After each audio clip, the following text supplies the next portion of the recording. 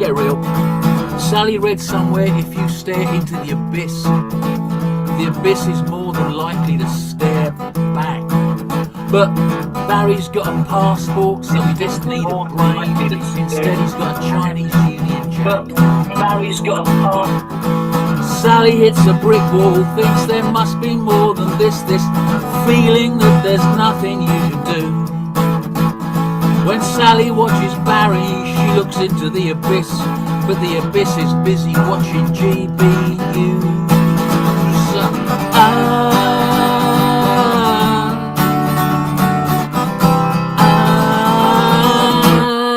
Get real. Get real. Get real. Real life. Undervalued and overrated. Real life. Undervalued and overrated. Meanwhile, all the clever money talking at you all day long. At you, in your head. Someone slips and no one even notices you're gone. Bang, bang, the algorithm says you're dead. Sing a song of 60 million billion being spent. Just shut your mouth and sing and don't ask why. Ours is not to reason where all the beauty went. 4 and 20 dolphins in the sky.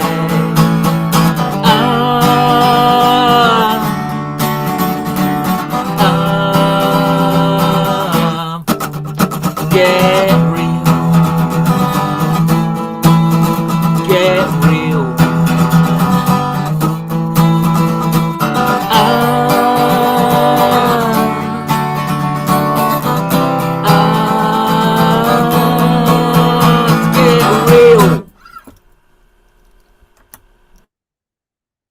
Welcome to the Crispy and Flintoff Show, your party, Central Executive Committee Hustings. Yes, it is that exciting. It does sound really exciting, doesn't it? Well, it probably doesn't, but I'll tell you what is exciting is that there's over 16 people who are very close to being on the ballot paper for your party, and they're in the last day before the deadline, which is Thursday, 11:59 p.m. Not midnight. One. It's like Cinderella. You've got to get there before midnight. So there's a lot of people on the call. We're all going to get 2 minutes each. I've got my phone with a stopwatch on it. It's really technical here, and we're going to go through them. They're in different regions. Last week we didn't have anyone in the northeast, so we've got 2 in the northeast. We've got someone from Wales. We didn't have last week. So yeah, I'm going to start off with Martin Dean in Yorkshire. Martin was keen to come on the show to put his case. But I believe Martin that you've actually passed the 75 now, have you?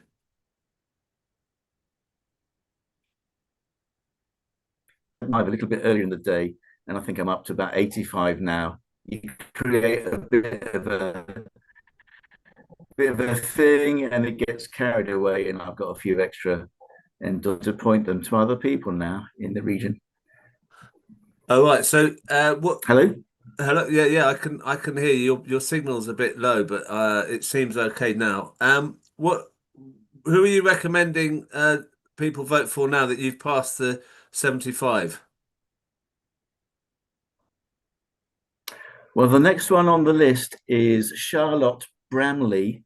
I haven't actually seen much of her online, but she's sort of 65-ish or something now, so that would be something that'd be possible over the course of the next day.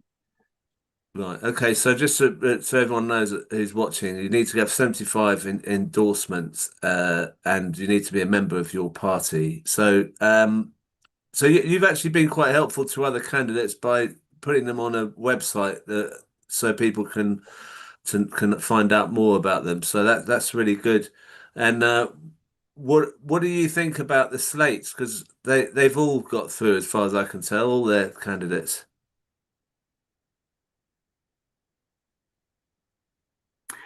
The slate candidates in each region are through, maybe bar one. I can't remember exactly which one. But they obviously, being so organized and of course having access to the membership lists, which is why they needed a DPO, a data protection officer, is streets ahead of what we can manage as independent candidates, usually in new parties with perhaps not that many people as members that we know. And even in our local party, we don't know all the members. We only know a fraction, even though we've been going since September. So it's definitely discriminatory. And so I set up an independence website to try and gather as many independent names and their 300 words and their pictures and some links as well, to try and give them to try and level the playing field a bit. Right, yeah, that's good. So it's all going to start again with this. Now you're on the going to be on the ballot paper. It's all going to start again. So I suppose, we've got to carry on doing these kind of media just to make some kind of inroad into the slates. It's not going to be easy, but that's all we can do, isn't it? Yes, completely. The media is not our biggest friend, and we have to make all the most we can of quality alternative media, like your good self, whenever we find it. Okay. Well, I think we should bring you back later on, because there's people who haven't got their 75 endorsements yet. But so thank you for coming on. It's good to see that you got over the line, and thank you for all you're doing to promote other candidates. Not at all. Pleasure. Thank you. Right, we're going to stay in Yorkshire and the Humber. I'm going to speak to Rob. And Rob, you're can you tell us how you doing, Rob? Hi, can you hear me okay? Yeah, fine. Good. Can you tell me how many endorsements you need? I think I got 31 this morning, so I'm probably not gonna get through to the next round unless I get a miracle tonight. But we'll see. Well, you're live on YouTube as well as on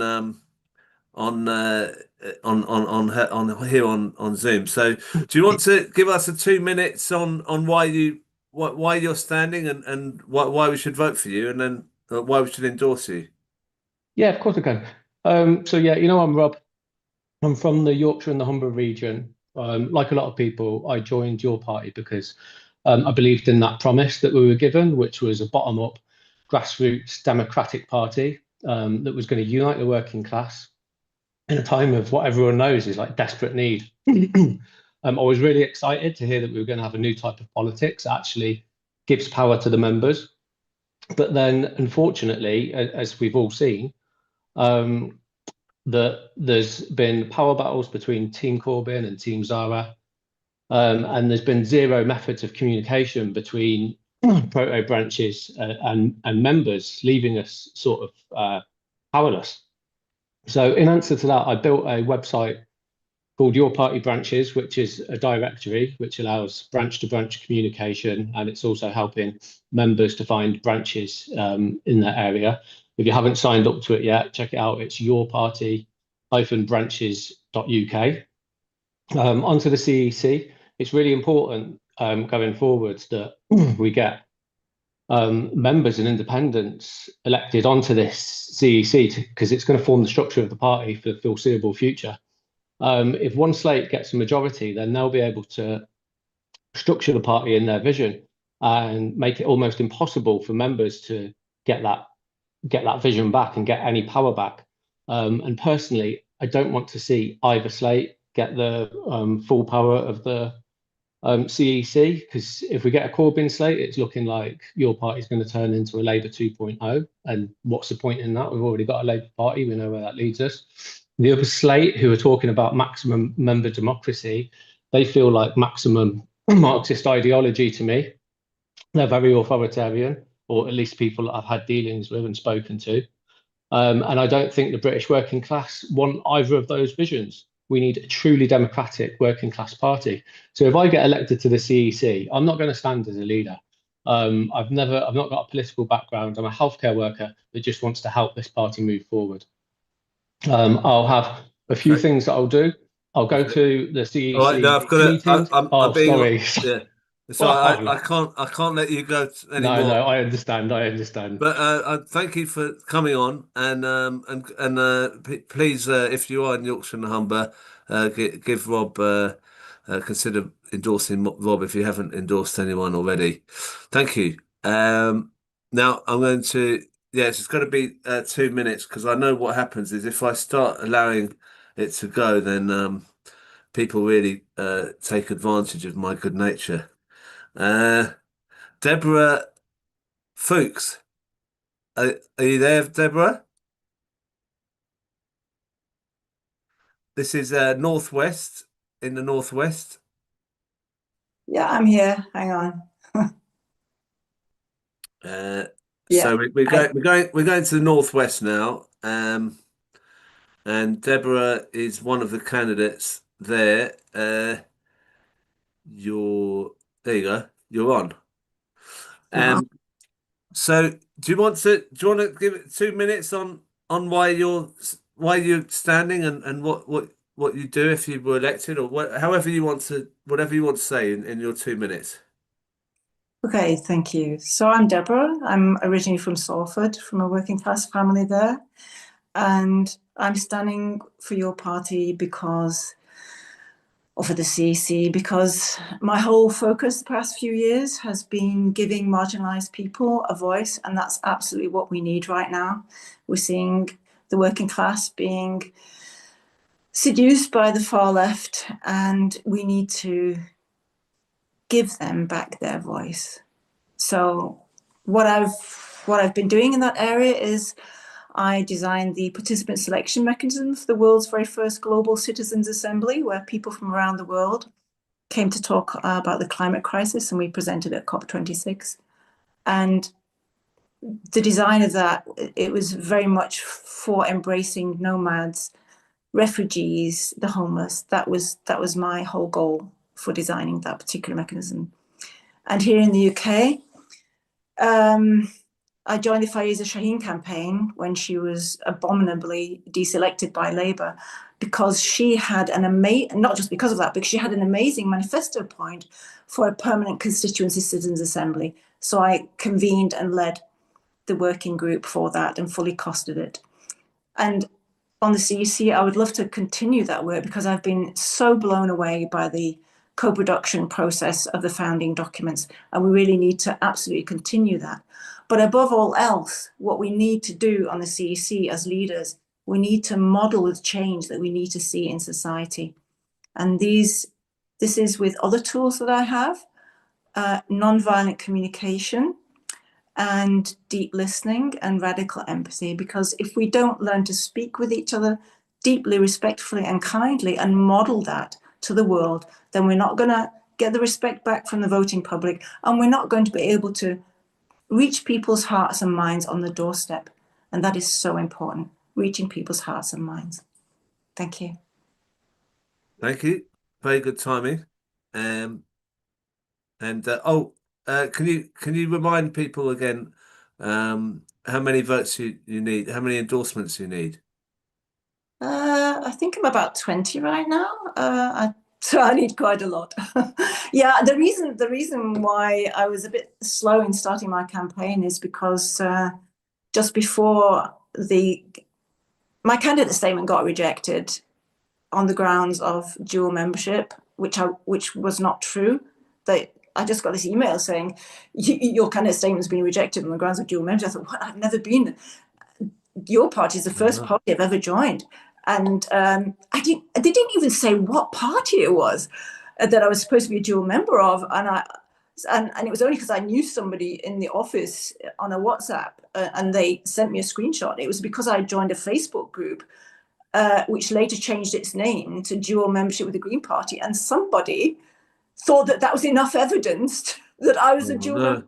body. Well, So I mean, not so how long did you have? So you had, how many days did you not get to stand then for that? well, I mean, it didn't take. I think it took 36 hours, 20. It took. Oh, okay. But I was like emailing the Green Party head office. I was phoning the Green Party head office to try and tell them to communicate that, you know, that I would never been a member, and it just really took the wind out of my sails, and it took me a while to. Well, I think it's great that, well, it's great you've come on, and you know, it's not impossible. Yeah.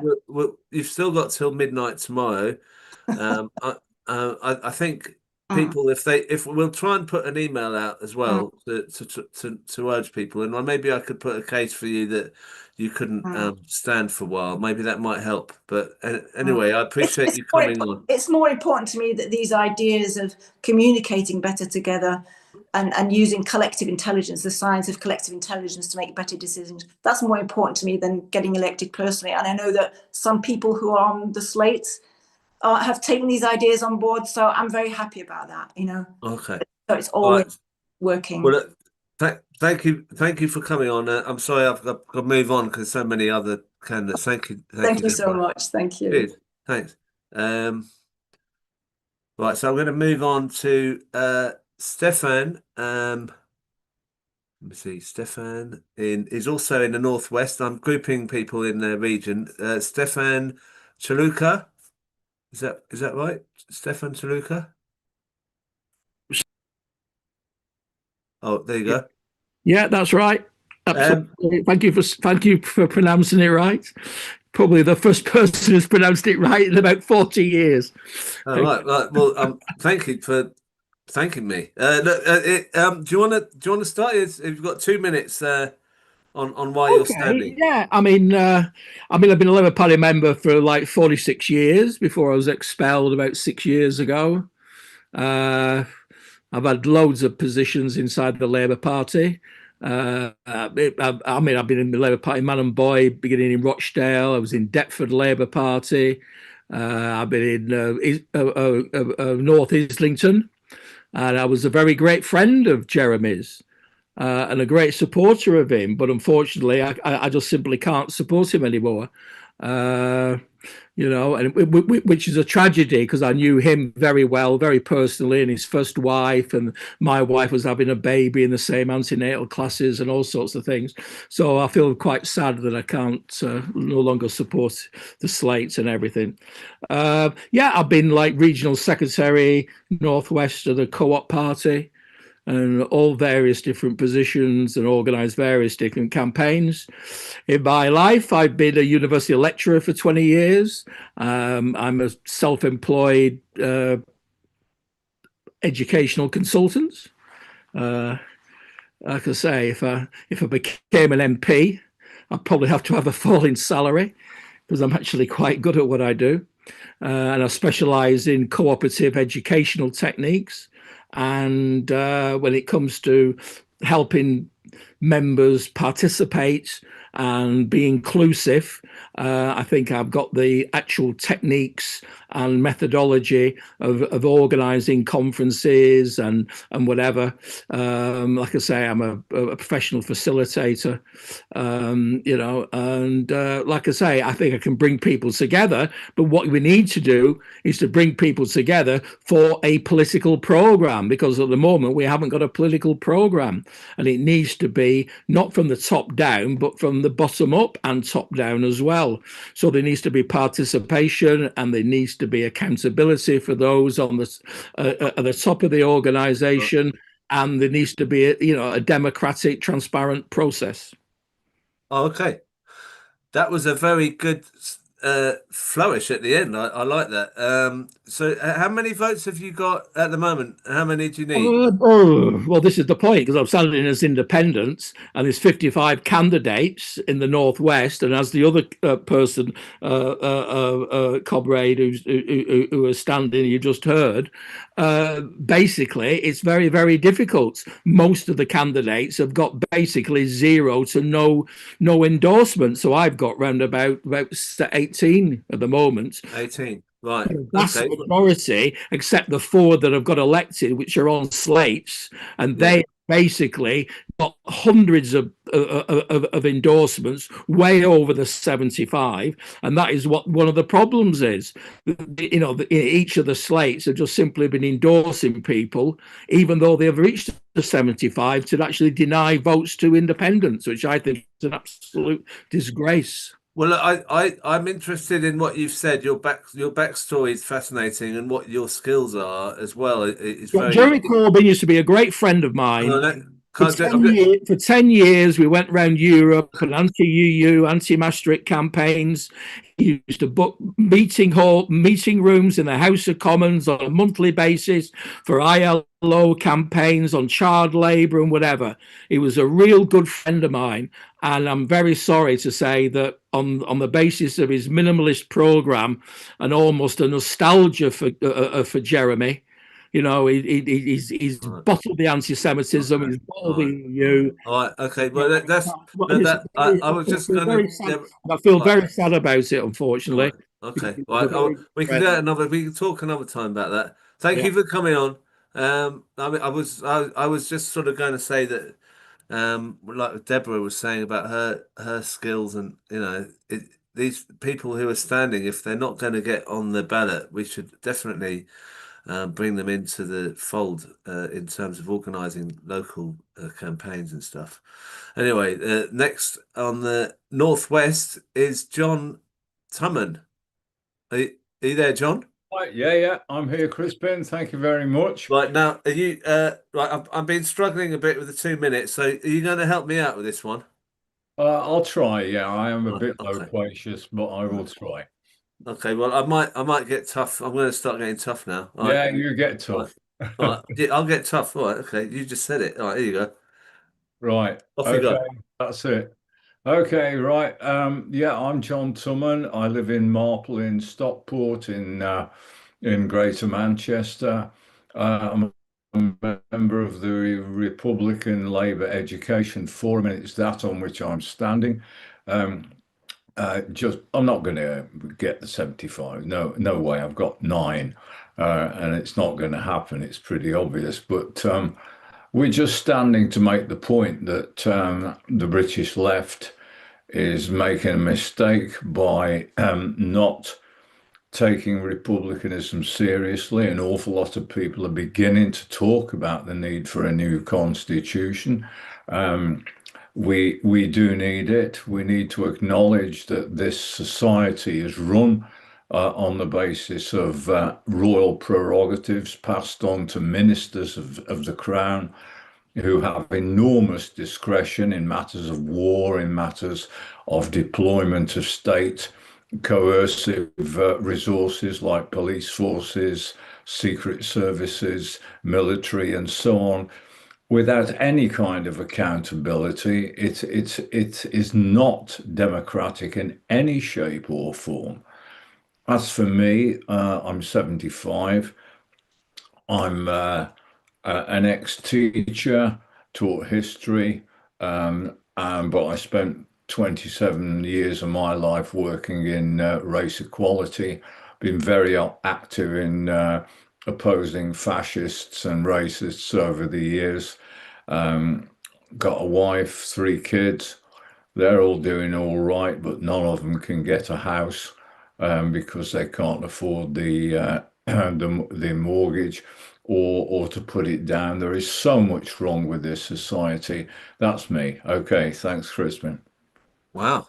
Well, thank you for ending so abruptly. Appreciate that, but it's good to see you. Thank you. So we're moving from the northwest to the east of England, and hopefully Scott Satin is on.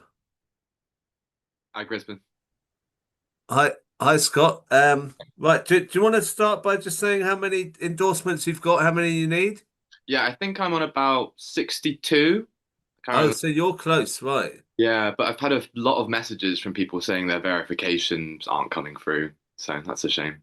So you need about a dozen or more votes, so endorsements, whatever. Okay, that's interesting. So people take a note on that one. Okay, do you want to tell people why you're standing and stuff? 2 minutes? Absolutely. Yeah, I mean, so hi everyone. So like a lot of people, I joined the party because I believed in the promise of a new kind of politics. But like many of us, I've just been disappointed by the reality. And I basically think the way to address this is through a kind of change in our culture, from which we can learn from a lot from like movements. I'm standing like from the Palestine movement, and I'm standing from our youth group, Your Party Youth Cambridge, where we've put a real focus on developing relationships and developing structures that like empower people to participate and feel welcome, feel included, feel like their voice matters.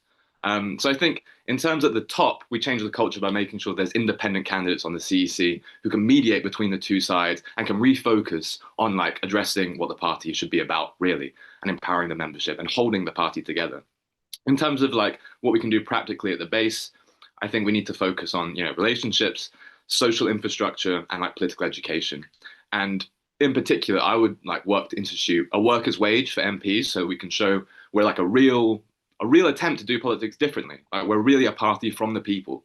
And I would empower branches with like money, data, connections, tech support, all that.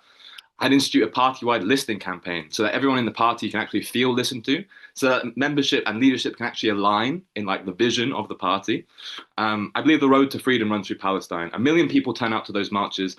All of those people could have a home in the party if the party was a nice place, right? So we have to build that into a possibility for our party.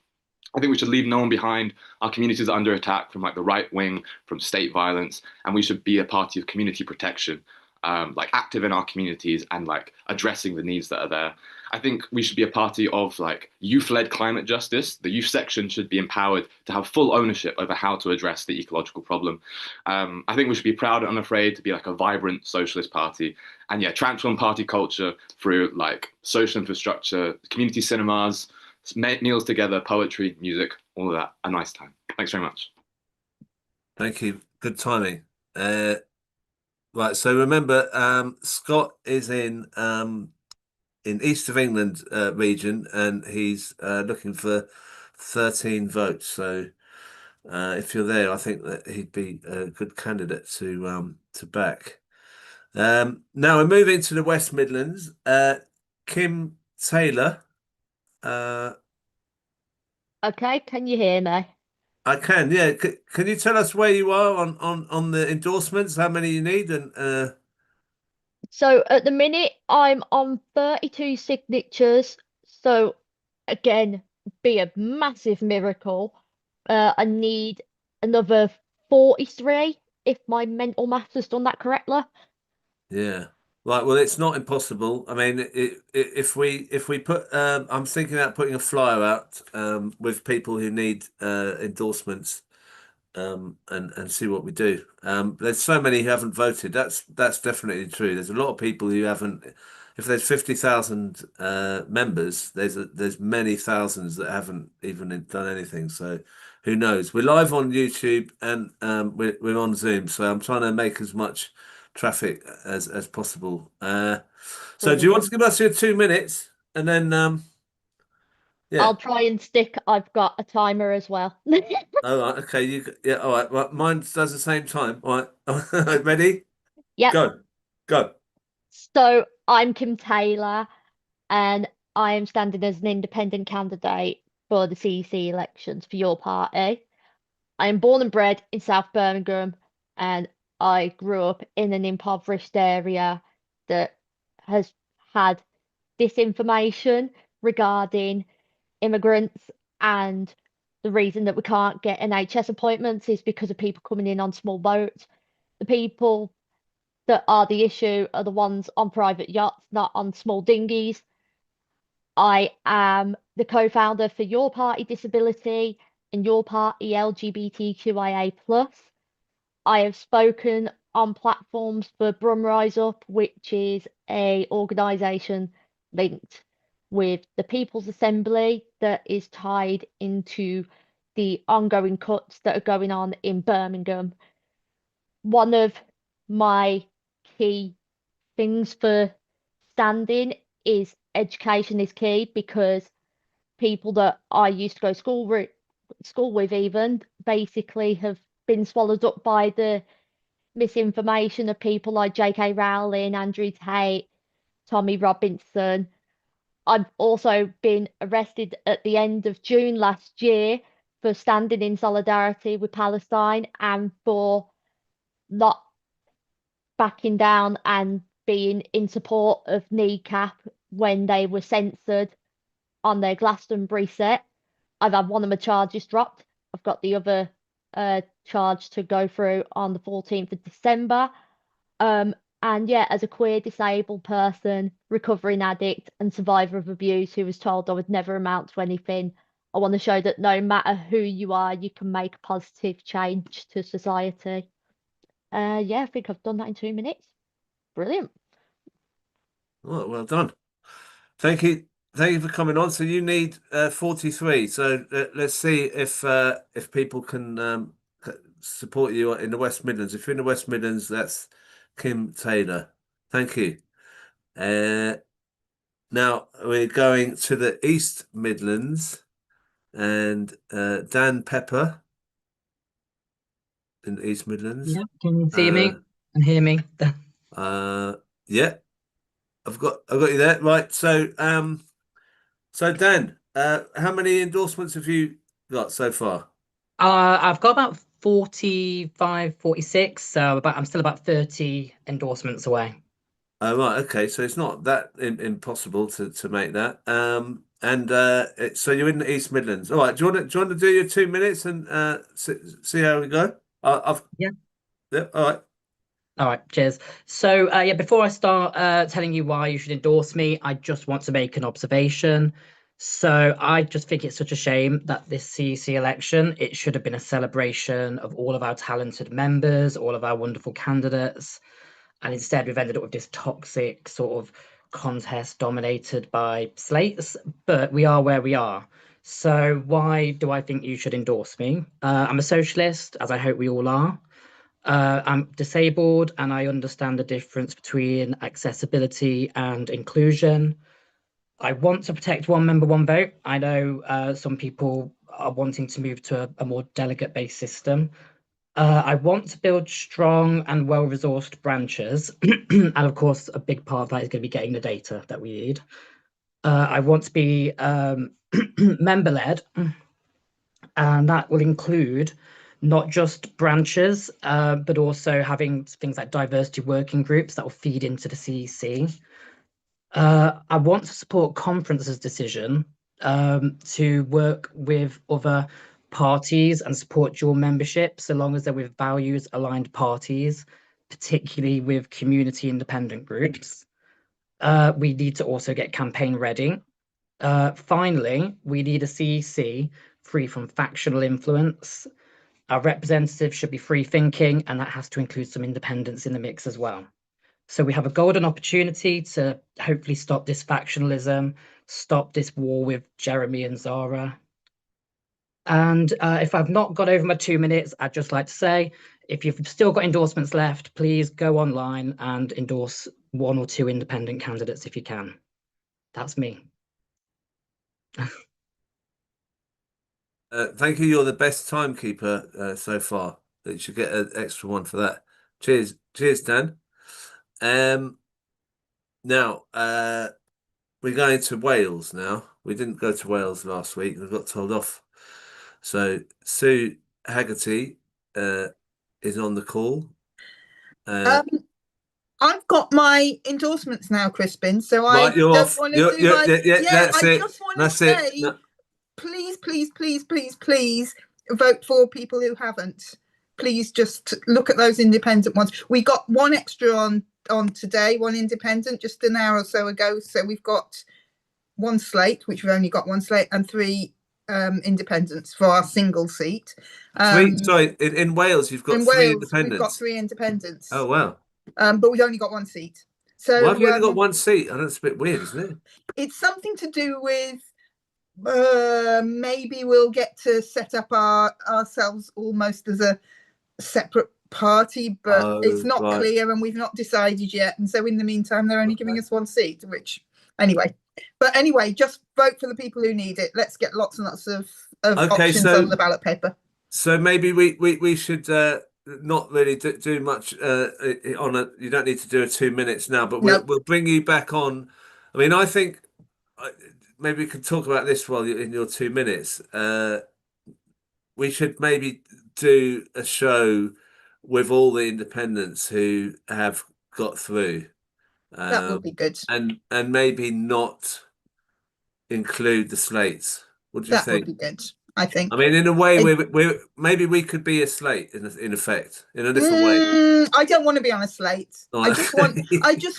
I'm just to saying have it might be a way of access to- getting. It might be a way of getting our numbers up if we No, a slate is saying we all agree with the same thing. We're all the same. Yeah, but we're not the same thing. I just mean we say we're the independents. Just a platform to get the each person get their message out. Yeah. Because actually, the principle of the independents is that they will get between the two, because they are. I mean, they are Jeremy and Zara on top of factions, aren't they? I mean, it's not really that well disguised. There could be some independents who are more to one end than Jeremy or Zara, but they still don't have that. If we got a few independents onto the executive committee, it would be helpful to everyone, I think. But I know some of them, some independents, I can't stand them. Anyway, look, anyway, all right. So look, I'll move on to the next region. Thank you. Is there someone else from Wales, or was I the only one? No, you're the only one that contacted me. So I'm only going on that. Right, okay. That's the other thing is, I can't access anyone's contact details on, which isn't that right? You can't get it from the statements. Why didn't they add their contact details on the statements? That would have been quite helpful, wouldn't it? I think they should definitely have that when it's the ballot. So we're going to the big smoke of London. Is it still the big smoke? Raj Gill is on the call. Raj, you need to unmute. I think you're.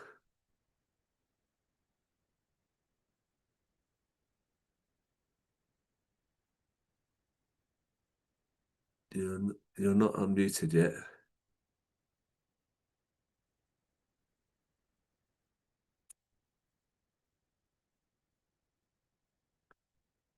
Oh. Right, hello? Okay. Yeah. Hello? Yeah, you're on now. I can hear you. Apologies, apologies to people. I don't know how I ended up muting myself. That's all right. Okay, so should we just go straight into the 2 minutes? Can I just first? Oh yeah, no, sorry. No, tell us, Raj, how many do you need? Sorry, that kind of distracted me a bit. How many endorsements do you need? Well, I got up to now 45. I need another 30. Oh right, you're doing quite well then. 30. I mean, London's massive. There must be a chance of getting 30. The only disadvantage, Crispin, is we got the most candidate of all the region. We got about 75 candidates. What? 75? So we are the biggest region with the biggest number of candidates. Wow. Anyway, compared to, I was looking at the slate candidate. Obviously, they are far up. Believe it or not, I'm probably about number 7 with 45. But anyway, that's where I am at the moment. Okay. All right. So I'll remind people of that again. So do you want to start your 2 minutes? Yes, thank you. First of all, congratulations to you for Crispin for getting through 75 and all the other independent candidates.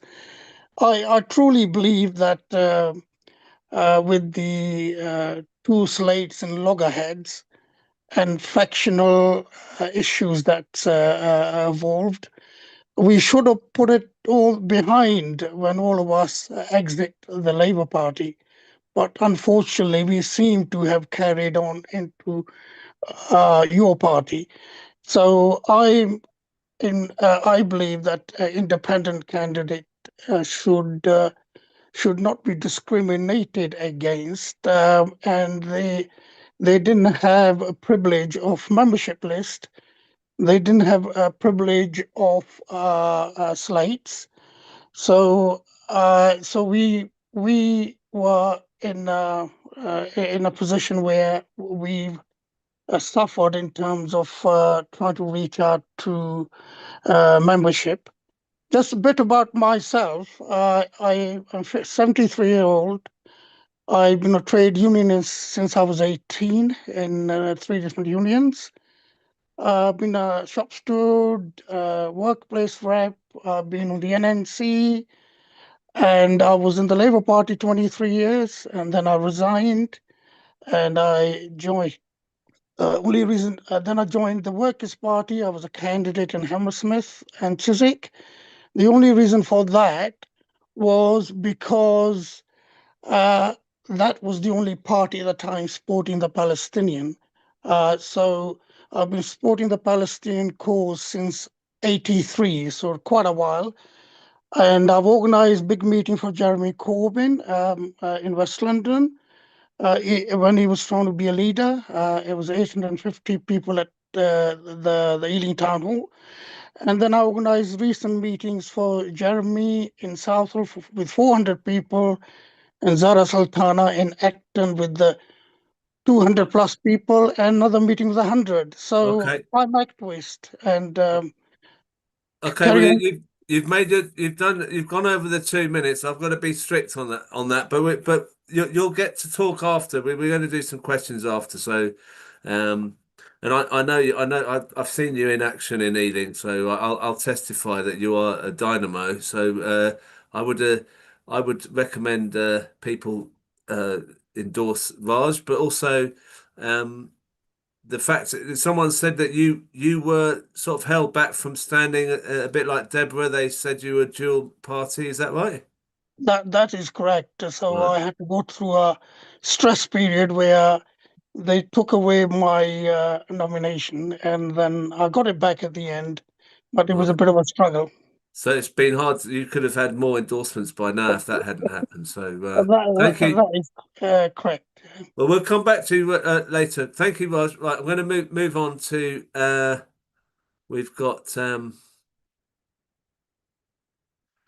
we have on the call Piers Corbyn, and standing in, I believe, London, isn't it, Piers? Hello, Corbyn? that's right. Yeah. Now, Crispin, Piers, well done on organising all this stuff. Piers, thank you. You're quite close to the number, are you? I am on 66, and there's Wow. 9 more to go. 66. And please, if you can fix that, Crispin, you'll be a demigod. Demigod. Right. Yeah, why not? All right. Well, I'll if someone calls me a potential demigod, it always motivates me. That's good. Okay. Do stuff. Yeah. I like that. So you've got 2 minutes. Is that okay? 2 minutes? Sure. Yeah. Absolutely. Okay. I think. All right. Off you go. If I get on there and in the debate leading up to getting on or not getting on, I want to make sure that the aim has to be to make the party into better organised, effective and electable. And that means a lot of things, practically building branches and all of that to make them actually work. So we need organised and effective. And of course, I'm my brother's longest standing supporter, by the way, in case people don't realise who I actually am. I think in terms of policy, there's going to have to be policy discussions on the CEC. A lot of people are saying, oh yeah, we'll just be told what to do. No, the CEC will have to take a lead sometimes. And, you know, it doesn't mean it's imposing things, but it's going to have to take a lead. For example, it's very clear the public don't really care how we're organised. They want to have a clear leader and they want to know what we stand for. And the most important thing the public want is policies to increase income and stop the robbery and increasing poverty on us all. One of the solutions to that is nationalise the utilities so that people aren't robbed every day for electricity, gas and water. I think in terms of policy discussions, we've got to have accountability. So people have to, if they've got a policy argument, put forward evidence. Now, when it comes to that, if there's scientific issues, I'm right there because I'm very well qualified as a scientist. And in terms of campaigning, I have a huge campaigning record of great success, including things like Fair Fight a long time ago, housing, and so forth. And right now I'm very much behind. If I hold up my badge here, well, I don't know if it shows. Trying to show my badge. Anyway, it's got Digi ID, but you know about that. Which okay, so right. Well, you've done the two minutes. Okay, there'll be more. There might be more. There should be more time after the second half but of this. please, people endorse me. 9 to go. You can be a demigod along with Crispin. Okay, you want to be share it, demi, as in half each, yeah. All right, okay. Thank you, Piers. And now I'm going to move to the northeast, where we have Alexandra Summerson.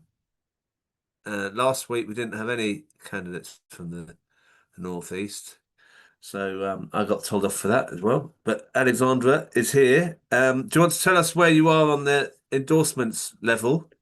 It's absolutely, Crispin. So as of my last check, I'm at 67, so I'm in need of 8 more endorsements now. Wow, that's the highest so far. Eight more. Right, okay. 67. Okay, northeast. Anyone in the northeast, you're very close to getting Alexandra over if you put your vote in, your endorsement. This is going on YouTube as well as on Zoom, and it will be on YouTube after this is finished, so people can watch it again. So do you want to give us 2 minutes on why you're standing? Absolutely, and thank you for the opportunity, Crispin. I really appreciate the chance to come and talk to the members. So my name is Alexandra Summerson, but please call me Alex. It's Alexandra when I'm in trouble. I was incredibly grateful to come from a long line of socialist working class trailblazers. My grandmother being one of the youngest to lead a strike in the northeast at the age of 13. I am an incredibly proud trade unionist. I am with the National Education Union, and I am currently the disabled members representative in the North, and I am on the TUC executive for Yorkshire, Humber and the Northern region as the LGBT plus seat holder. I'm standing for the CEC because I want to be your voice. I know that a true grassroots organised party comes from the membership. It doesn't come from the top. I don't want to be the one that decides on policy. I want you to be the ones that decide on policy. I don't want to be the one that says that the structures are perfect. I want you to all be the ones that say the structure is perfect. Having a working relationship with our grassroots members is the only way that we are going to make this party a success. And I truly believe that this party can be so much more than just a political party, but a real socialist movement embedded in our communities, ensuring that we are supporting and combating the threat of the far right. And I'll finish really quickly there, Crispin. If you want to check out any of my statement or my pledges, please check out my Facebook page. I've popped in the comments. Brilliant. Well in time. Now, eight endorsements needed. So come on, let's get Alexandra over the line there. Thank you for coming on. And I'm going to move to Andy, who's also in the northeast. Andy Walker. Hi, good evening, Crispin, and thanks for the opportunity to speak. I'm Andy Walker. Can you hear me? Can you tell us where you are? How many do you need? Yeah, I was just going to do that now. I'm on 71, so I need 4. So I need another 4 nominations. So that's what I need. I'm based in Durham, but I'm from Teesside originally, and I'm based in the northeast. Son of a steel worker and a dinner lady. Not in any particular order. I'm not going to get into too much about the politics of it all because, frankly, I think we all should be basically on or around the same level, really, to be honest. And people can read my pitch that's either on my Facebook page or actually on the Your Party election page. I just want to concentrate on particularly one thing, really, which is I think what we're going to be doing going forward is building a party at speed.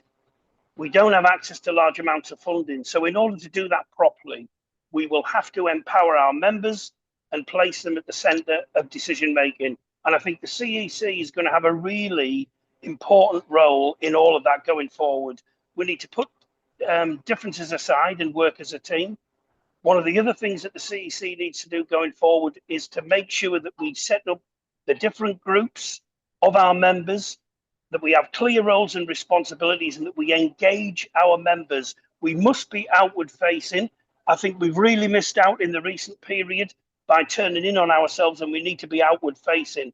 We need a proper membership building strategy, and we also need accountability and openness. And if I'm on the CEC, as someone with a lot of experience in membership organisations and the media and journalism as well, I will be really arguing most vociferously to ensure that we are out there, that we're outward facing, and we're talking about policy, and we're showing the political leadership that not just our members need, but this country needs in order to go forward. Because as everybody knows, looking at the way that reform are massing, if you like, at our gates, we have to basically take them on fully. And in order to do that, the only way we can do that effectively is by engaging our membership.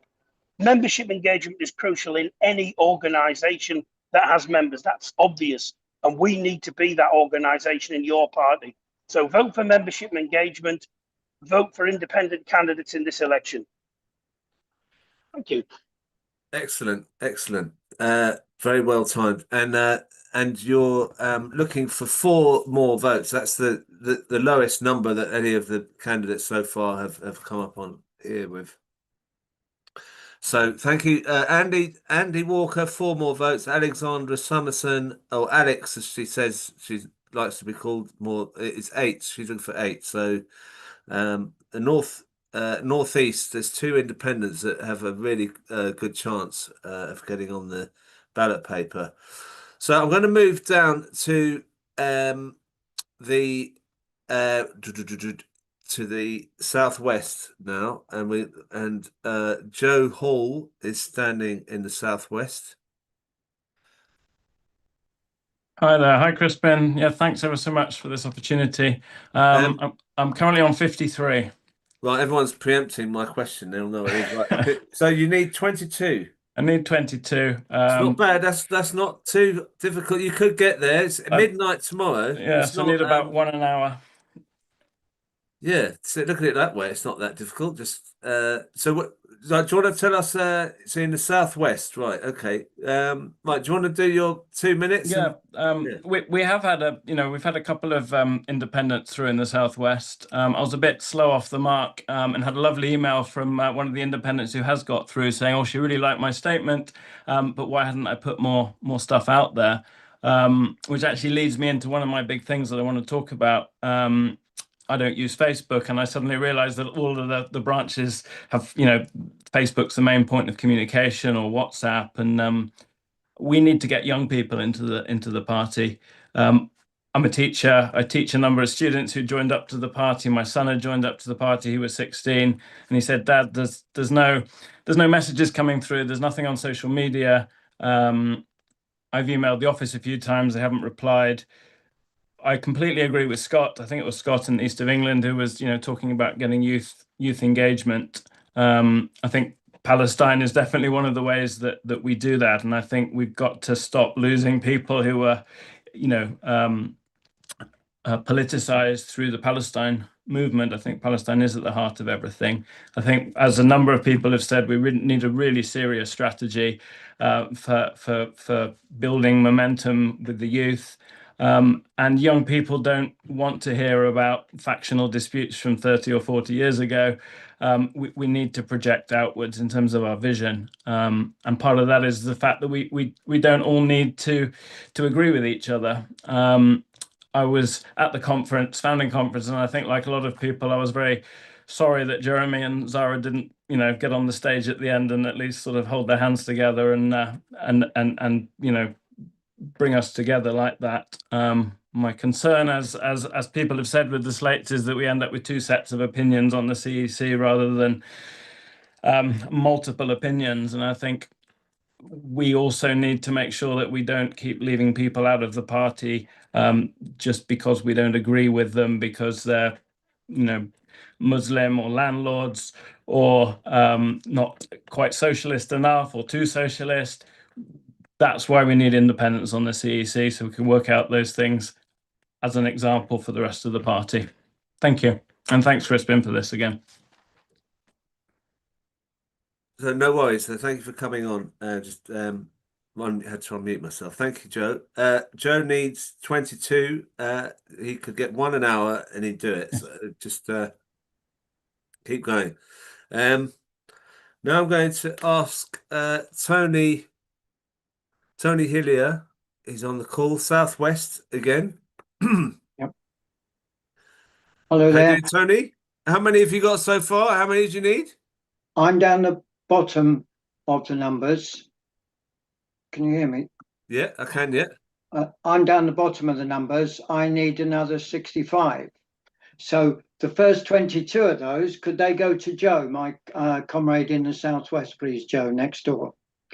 And I'd like to say that the last 20 seconds of this 2 minutes will be a poem that applies to all aspects of life, political and community life.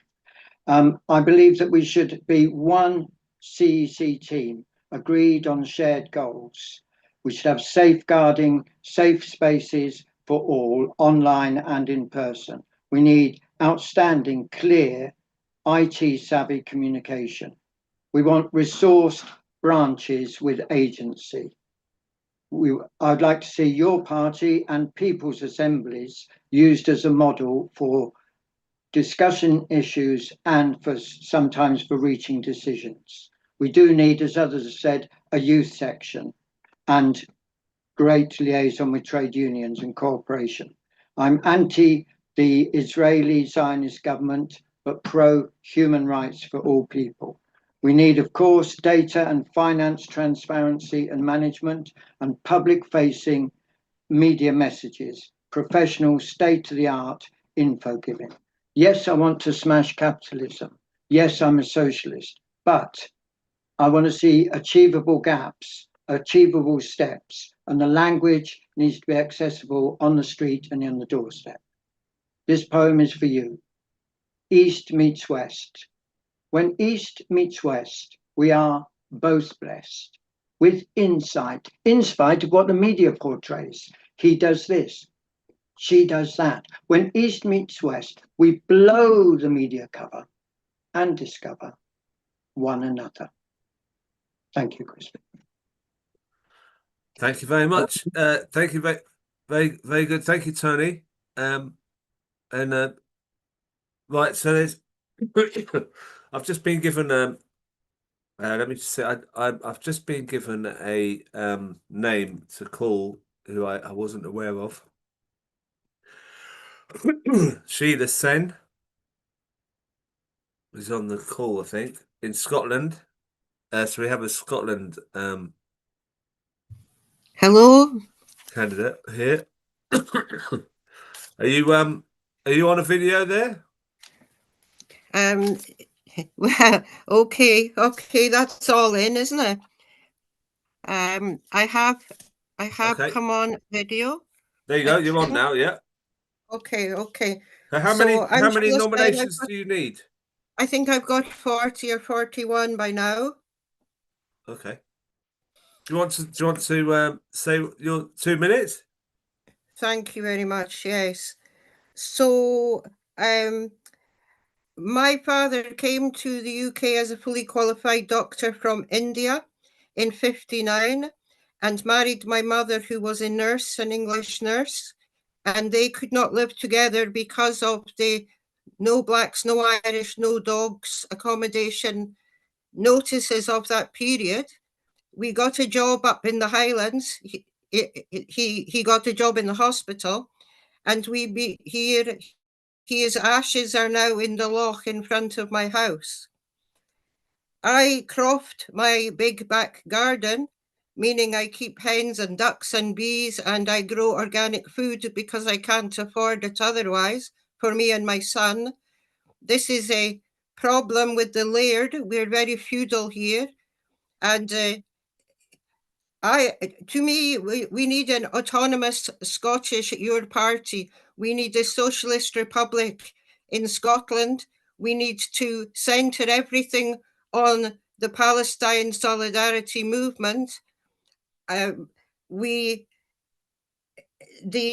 Where I am speaking from, the Ardnamurchan Peninsula, we have the highest proportion of holiday homes in the UK. We have a terrible employment economy of 0 hours contracts and cash in hand under minimum wage payments. And if you don't take it, somebody else will. We need to unite the left, stop arguing amongst ourselves. We need to get rid of reform. We need to stop the far right from getting their boots all over the country.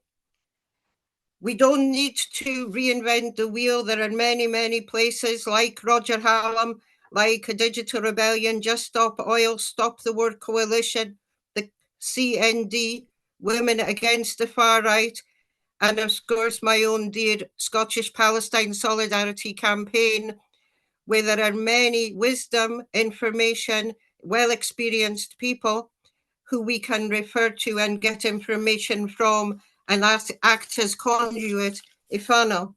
I'm 63. I've never belonged to a political party before. I always said the Audre Lorde quote, "The master's tools will never dismantle the master's house." I have now joined because I see what's happening with reform. I see what's happening with this fake artificial austerity and the Zionist encroachment on all things with the hand in glove with the US. And I want to be part of burning down their temple. Your party, being a new party, is wide open for crazy dreams and high ideals. And I think that's what we must come in with, not some mediocre and moderate politics, but a real fighting spirit to make a socialist future, what Angela Davis called a different kind of future. That's it, Crispin. Thanks a lot. Oh, thank you, Sheila. I have to say I forgot to start the stopwatch till Sheila was speaking for quite a while then, so I think Sheila had quite a bit more there. Right, so we've covered pretty much everywhere there. There was I was hoping to hear from Dawn Saunders, but I don't think she's on the call. I did send her the link. If Dawn is on the call, and I know that she might find it hard to access this, but if anyone knows where she is or can tell me if there's a name that if she's not got her name on it, if she could put her hand up, that would be good. If it's not her digital, if she puts her digital hand up, I might find her if she's on. But I know she's had difficulty getting onto these. Right, so look, I might change I said we'd ask questions of all the candidates, but I kind of think we're in the last day of this campaign. I'd like to try and get some more people over the line as a priority. We will ask questions, but I think the first thing to do is maybe to bring some people on who haven't quite got over the line and maybe were on the show last week. Jenny Curtis in the Northwest. What would you like to say? How far are you from reaching? Right. Can you hear me now? Yeah. Yeah, great. Just a moment ago, somebody told me I was now at 52, so that makes 23. So I'm making my pitch because everybody else but one person above me, another lady called Helen Collins, has made it be endorsements. So if we get us two through, we are then equally balanced gender-wise. We've only got 2 independent women standing up there at the moment. So we need 2 more. So I'm hoping that we can just get ourselves across the line to get into, give people a bit more choice, really. Otherwise, the slates will just wipe the board because there won't be enough people on to contest it effectively. So you need 23 in the northwest. Yep. Okay. So there, Jenny Curtis. If you want to see what Jenny said in the Hustings, you can see it on YouTube. It's up on YouTube. Thank you, Jenny. Thanks very much, Crispin. We'll put your name out tomorrow. June, who has been helping lots of people to get over the line, including me. June, I mean, how many have you got? I'm currently on 52. I need. Can't hear you. You might there's something, maybe the ear. Can you hear me now? No, it's a bit faint. You have to maybe shouting it or something. Or have you got a dog there that doesn't like you shouting?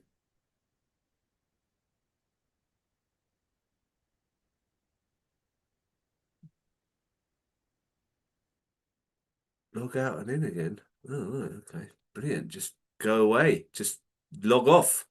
Yeah, that's it. Thanks. Now, Jonathan, you've got the numbers. Mike's not standing. I know because I know these names. You see, Dr. Kadira, he's nearly there, and he needs the numbers. So, yeah, thanks, Dr. Kadira. How many do you need? I need 20. I'm on 55 now, but had some recent momentum, so hoping for a miracle. It's not that much of a miracle. 20. I reckon that's achievable. 20 is not that hard. One an hour. It's not even 1 an hour. Yes. Sorry about that. So what are you doing to get your name out there? Yeah, I've been trying to go on some of the Facebook groups. I noticed that they seem to only publish the materials of certain candidates, and then WhatsApp groups. And I went to a meeting today. I went to another branch meeting the other day online. Yeah, that's pretty much everything I've been trying to do, and just call people, make videos, that kind of thing. Can I say a bit about my background, or? Well, you've already said it on the YouTube last week, but you're very close. So what we'll do is we'll put you on an email, or do a flyer with your name on it. Try and get you over the line. Yeah, thanks a lot. Yeah, so 20. So yeah, let's see. Depends if there's a lot of last minute votes, I guess. I'm sure there's so many haven't voted. It's a possibility that might happen. I mean, what would be good would be your party sending an email out tomorrow morning saying there's only 1 day left, and then you'd probably get over because people would see the other candidates had got that number, and that would be really helpful. Let's see what they do. Maybe they won't say anything. I ran for Parliament in Australia, and they had 2 weeks of voting, and it was like the first day a lot of people came. And then it was dead, and we were just at the polling booths all day empty. And then the last day, everyone came as well. So, yeah, hopefully that happens. Yeah. Okay. All right. Right. Well, good luck, and hopefully you get there. 20. You can do it. Midnight. 11:59 tomorrow. June's back with her earpieces in. Are they going to work this time? I don't know. Can you hear me? It's very faint, but carry on. Oh my God. No, that's all right. That sounds better. You would not believe the trouble I've had this week. Somebody cut the telephone line and Wi-Fi line on the box on the outside of my house on Sunday evening. And I've been without internet most of the week, which has made things quite impossible. But anyway, I think what I just wanted to say is that I really think it's important to get independent people onto the CEC. It's really important. Because if we have 2 fractions warring against each other, we're never going to get anywhere. And we need this. People in communities need this party. Vote for my dog. Look, isn't she beautiful? We really need this. We can't afford to fuck this up. Sorry, excuse my French. But we can't. We literally can't afford to mess this up. So the slates have had an unfair advantage. I'm not going to go into that. But we need independent people representing their communities at grassroots level. And that's what we were promised. And that's what we signed up for. And that's what we all want. We all want it, whether you're on a slate or not. My background is organising people. I'm a prolific organiser, and I've done that for years and years and years as a trainer in the youth work and play work industry. And I've also done it in the corporate industry, working in a man's world for car companies and motorbike companies. And I mobilise people very quickly, and I get them all heading in the right direction. We need people with organisation skills to be on the CEC. And I want to be part of it. And I don't think it's unreasonable for us to have a fair level playing field to take part. And basically, that's all I want to say, really. How many do you need again? I'm on 52. I need 23. It's not 52? You're nearly there. I know. Well, I gained 20 in the last 24 hours. So, you know, it's not undoable. I did post my stuff in. Do you know? Can people join and vote for you? Join what? Your party. Yes, I think. Right. I think they can. Well, they've got to join before, obviously, tomorrow. Yeah, but they could join digitally. It'd be you're a member, and then bang in. Yeah, straight and then away. bang in. But it feels disingenuous doing that. But I'm sure quite a few people have. You know. Right. Okay. Well, maybe people could encourage people to join at this point. Yeah.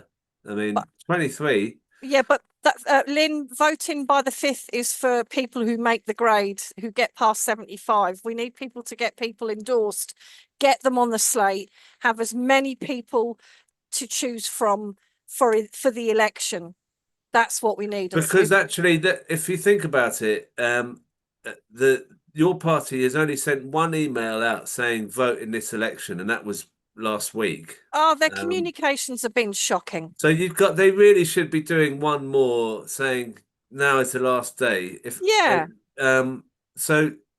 Because they're not doing that, if they don't do it, then there's the only option is to get people to join, I would think. And both slates have been calling for people to continue to vote for their candidates that are over the 75. Well, that's a wasted vote. Come on. Yeah. Have a nice big pool of people to choose from. That will give us a little bit more. If you time. get over 75, we should have a party, I reckon. I've already said we will. And your dog's got to be coming, yeah? Yeah, look, that's Boadicea or Bo. I've already said if I get on the CEC, I'm going to hold a sleepover, and everyone that's on the committee will have to bring a sleeping bag and a packed lunch, and they're not leaving the room until they all get on the same page. All right, and I'll bring Twiglets, yeah? Okay. All right. Anyway, get better soon, Crispin. Thank you. Yeah, oh, it's all right. Yeah, I'm managing. I'm just trying not to cough, keep trying to mute myself. All right, thank you. Right now, I'm going to Steve Freeman, who said he's quite close. Maybe he could get on. I'm not going to say. Sorry, Crispin. I'm not really that close. I'm mid-30s, so that's quite a way off, really. But I'll pitch for any more. We'll see what happens. Basically, I'm standing because I want to make the case that the party needs to have a programme before it's properly formed. It needs to have a process to involve the members in developing a programme, and that our programme needs to be about democracy, and it needs to be about republicanism and a parliament for England. Nobody's really saying that, and we need to say it because we've got a major crisis of democracy. So if you want somebody to make that case on the CEC, then I'd put myself forward on that basis. Nobody else will make that case, but we really, really need it. And we're not going to be able to combat the far right if we don't get serious on the question of democracy and do that. So that's what. And plus the fact that I'll make this last point, and Crispin, one of our candidates, Chris Williamson, who's probably our best candidate, was of course barred from standing. So for our little platform, that's kind of a bit of a bad blow to us. It means that we couldn't do anything there. Obviously, we're campaigning against those barring of people from standing. Are the members, like any other member, they should be able to stand, and people should be able to vote them on. Right. Okay. No, I better move because I've just seen Dawn Saunders is on the call. I did try to get to find out if Dawn was there. Dawn, I'm asking you to unmute at the moment.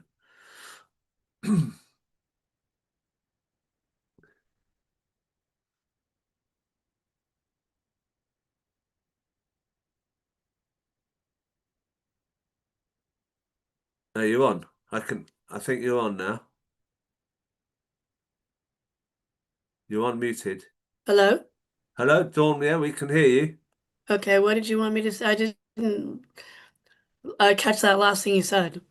No, I mean, everyone's being given 2 minutes to speak. I was hoping to catch you earlier, but I couldn't see you on the Zoom. So, I wasn't on the Zoom until about 5 minutes ago because my name was not on the list of candidates to speak. So I thought, well, I couldn't get here up until 5 minutes ago because, I mean, had my name been on there, I would have been rushed to get here for 8 o'clock. So I put your name on later on when I sent a reminder about the Zoom. I know you weren't on this morning because I wasn't sure what the. no, I didn't see that. I've been all over the place today, but okay, I'll try to make it as brief as possible. So you're in, can I just check? You're in the southwest. Yeah. And you're do you know how many endorsements you have at the moment? I think as of last night, I had 17. It's pathetic. 17? Yeah. Well, I'm not going to get it. I resigned myself to I'm not going to get it. But, this is kind of like my last ditch effort. I got a really a nasty sore throat.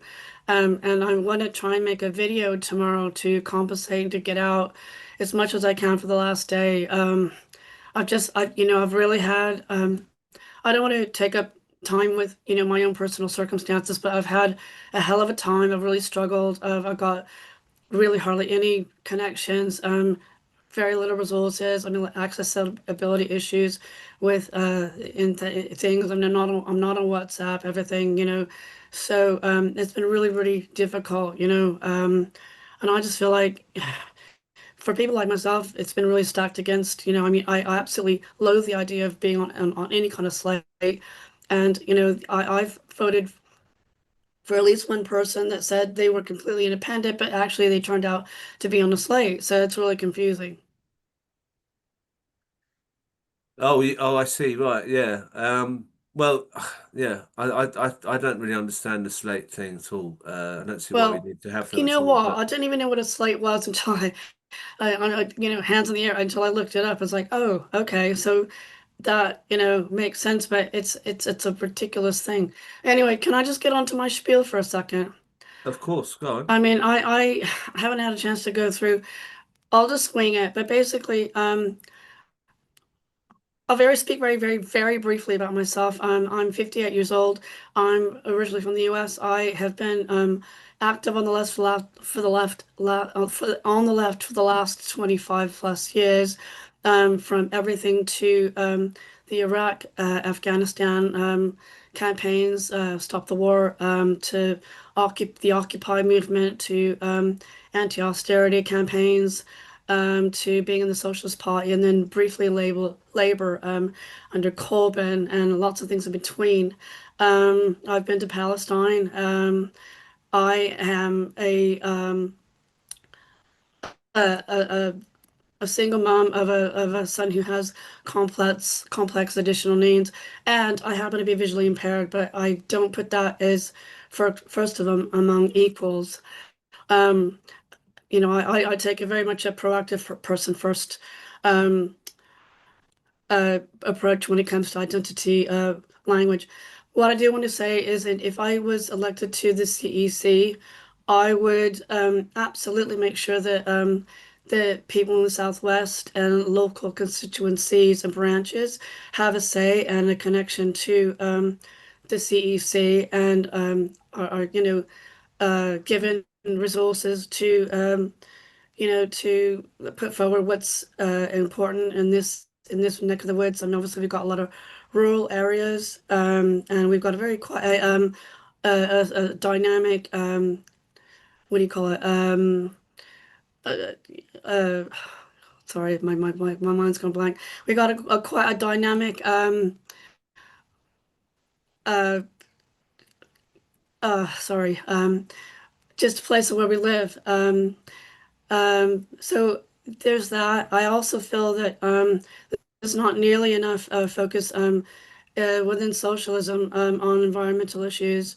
So I think that there needs to be a lot of bottom-up approach to climate change, and I would certainly advocate for that on the CEC.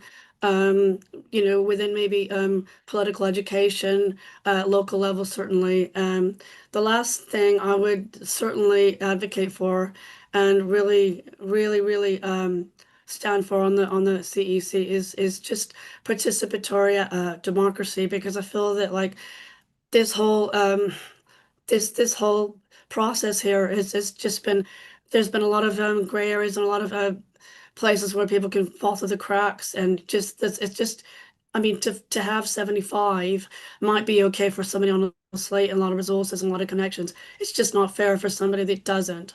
And I feel that there's a lot of people that are on the margins, that just really, I mean, like I said, I've got a lot of, little connections and resources, but I've got a hell of a lot to give. I've got a lot of life experience.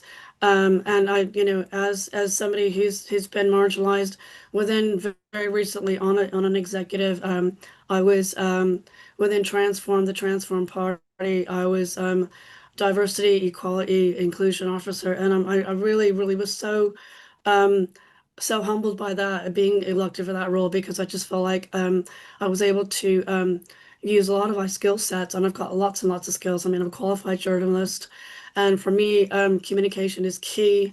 And all I can say is that, comrades, let's really try and make this a better, more equal playing field. As an egalitarian, for me, equality is just paramount. And all I can say is thank you for listening.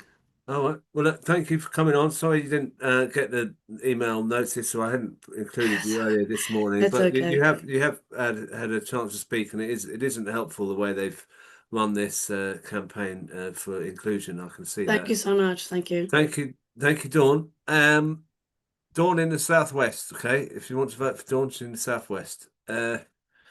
So I've got people with their hands up here. What I might do is take these hands up, and then I'm going to go really, really, really quickly round the country to find out if anyone's had any breakthroughs with their numbers and where they are now. So, Jonathan. Thank you for having me again, Crispin. So I'm not here to ask people to endorse me. I was at your show last week, and I currently have up to 80 endorsements. So I'm proud to say that I've been nominated, and that's also largely thanks to this opportunity where you gave me a chance to speak at your show, despite I'm actually technically running against you. So I think some candidates need a reminder of what the CEC actually is for. So we are not here to impose our own agenda. We are here to carry out the democratic decision that is being made by members. And right now, the members in the conference have clearly voted to stand in the local election this May. Yet I'm hearing voices suggesting that we shouldn't stand candidates in the local election and associate with independents. Independents where we don't have any disciplinary mechanism over. That would not only be democratic, it would be frankly embarrassing, because throughout British history, no national party has not stood in an election. And I think the job of the CEC right now is simple. Prepare the party to contest those elections and give members something real to stand behind. And this is what my candidacy is about. So my question to some of the other candidates as well is this: what is your plan to prepare the party for the local election? Thank you, Crispin.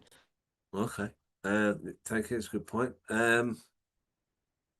So right, and Joseph Clayton in the West Midlands.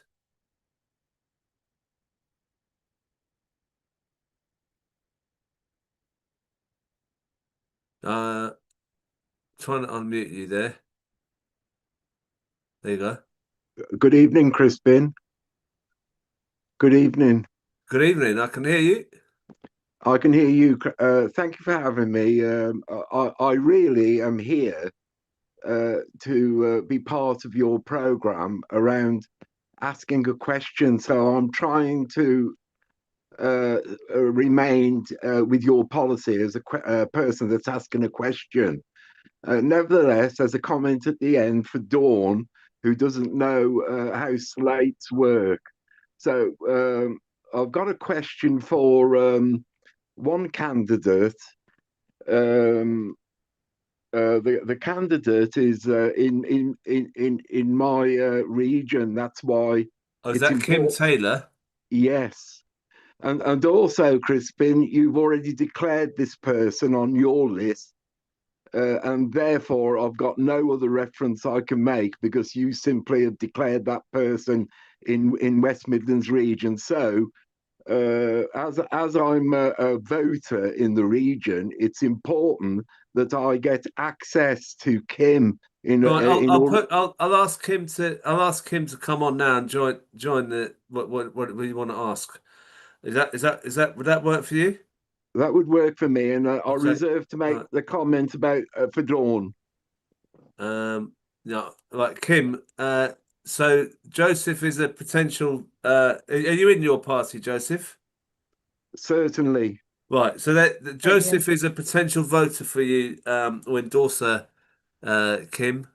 So and Kim, you need 32. No, I'm on 32 at the moment, but I need 43. 43. Oh, okay, sorry. Hence the miracle. Yeah.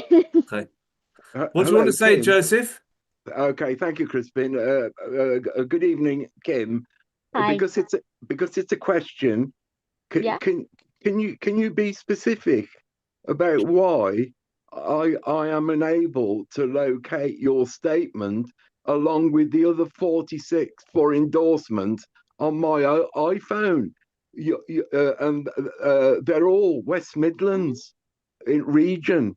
Why is it that you don't have equal access to the other 46? And I only just found out about you from a previous hustings. I think it was yesterday, Kim. That's correct, yeah.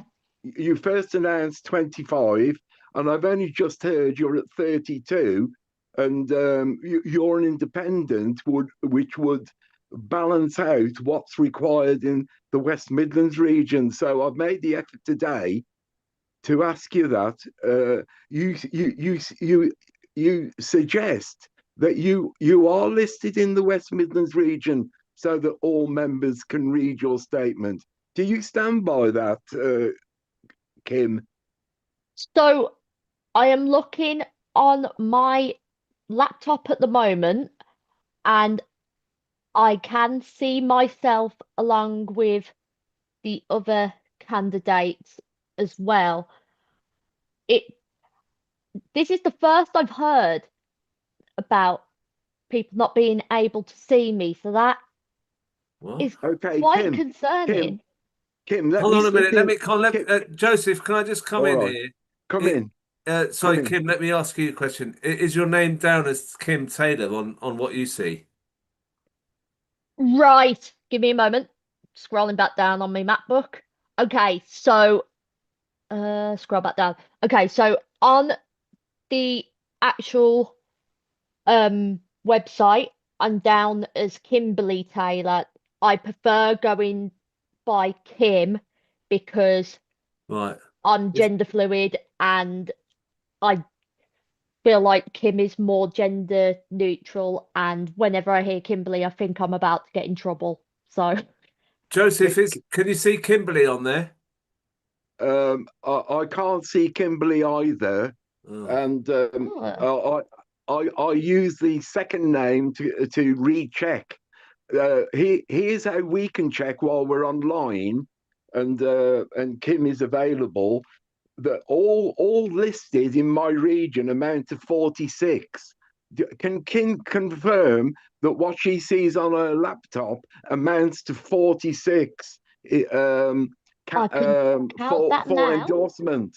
For endorsement, please. I am going to count that right now for you. 9, 12, 15, 18, 21, 25, 27. I'm realizing I'm counting wrong. 30, 33, 36, 39, 42. Have I got 43 on here? Have I counted that wrong? Oh, this is bizarre. Do you know what? You're telling me. No, but hold on a minute. I'm seeing messages on YouTube and on Zoom that you're on, that people can see Kimberly Taylor on there, as that's the name it's written on there. So Joseph, it might be that you've got, what, are you sure you're in the right region on this? This is what I'm thinking. Are you in the wrong, Joseph? Have they put you in the wrong region? Are you getting the wrong list of candidates? No, Crispin, I have the correct list because Alex, can I give his other name? Fox. Yeah, Alex Foss is on the same list. He's West Midlands region, and if you declare to be West Midlands region, Kim, I am unable to see your statement. Also, you've counted what you see as for people for endorsement. My figure is different to what you see on your laptop. Oh God, I think we better move on. This is getting. This is one of the strangest discussions I've ever had. Technology, gotta love it. I think Joseph, I think we'll have to try and sort this out outside the show, because I think there's other things.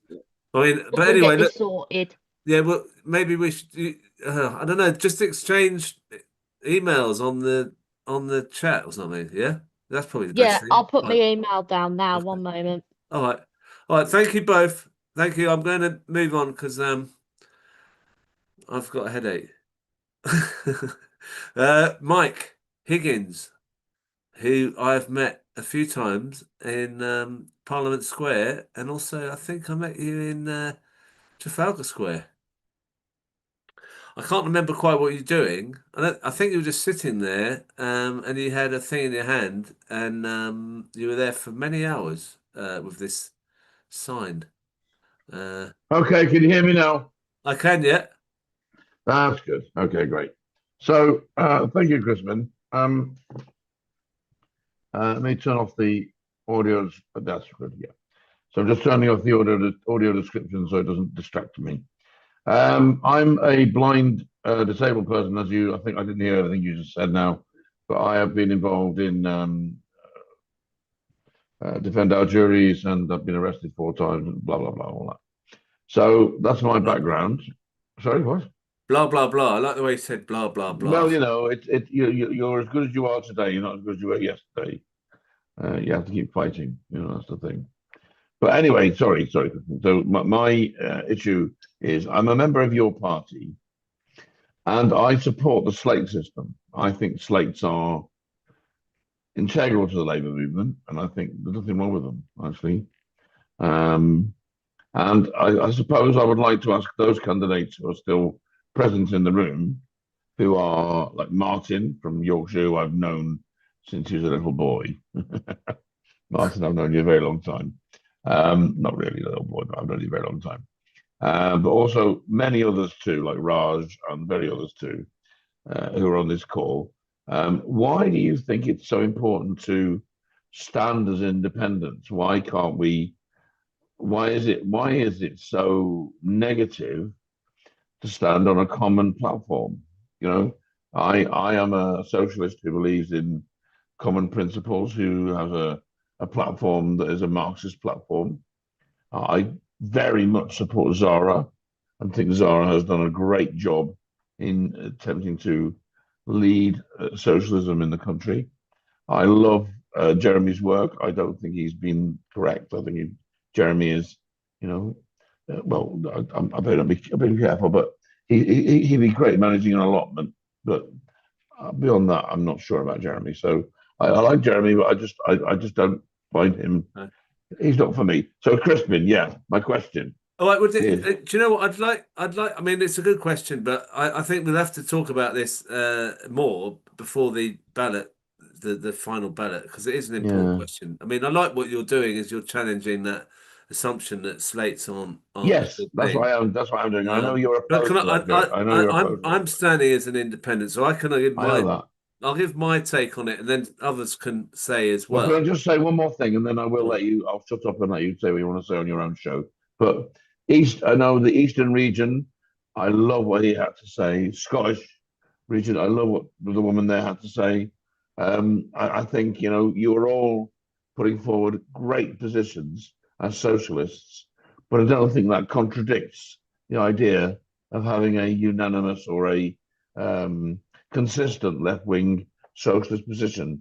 And I think it's a false distinction to draw a line between those of us who say we need a united left and those who say, it's a division to have the I don't know, to have these different slates. I think there's nothing wrong with having a slate at all. If you're in a trade union, if you're an activist in a trade union, it's normal. You look at Unison, they wouldn't have won, the left wouldn't have won the recent elections in that union without a slate. So anyway, that's all I wanted to say, Crispin. Thank you. Okay, well, I'd have to say this in response to that is we're all left. We don't have a. Do we have a right in this party? If we do, then I'm all for slates. But I wouldn't have thought. Are we saying Jeremy's on the right? I don't know. It's a bit of a. I don't get it. I don't get it.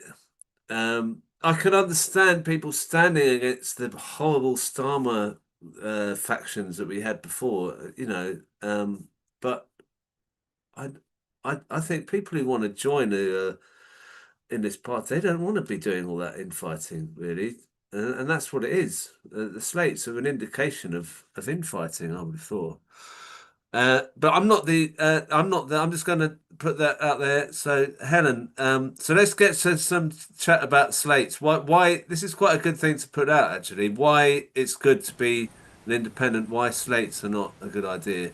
What do you think, Helen? What would you say? Oh, I wasn't going to answer that question. You always give me the wrong question. I just wanted okay, to let me ask a different one. What about people on a worker's wage?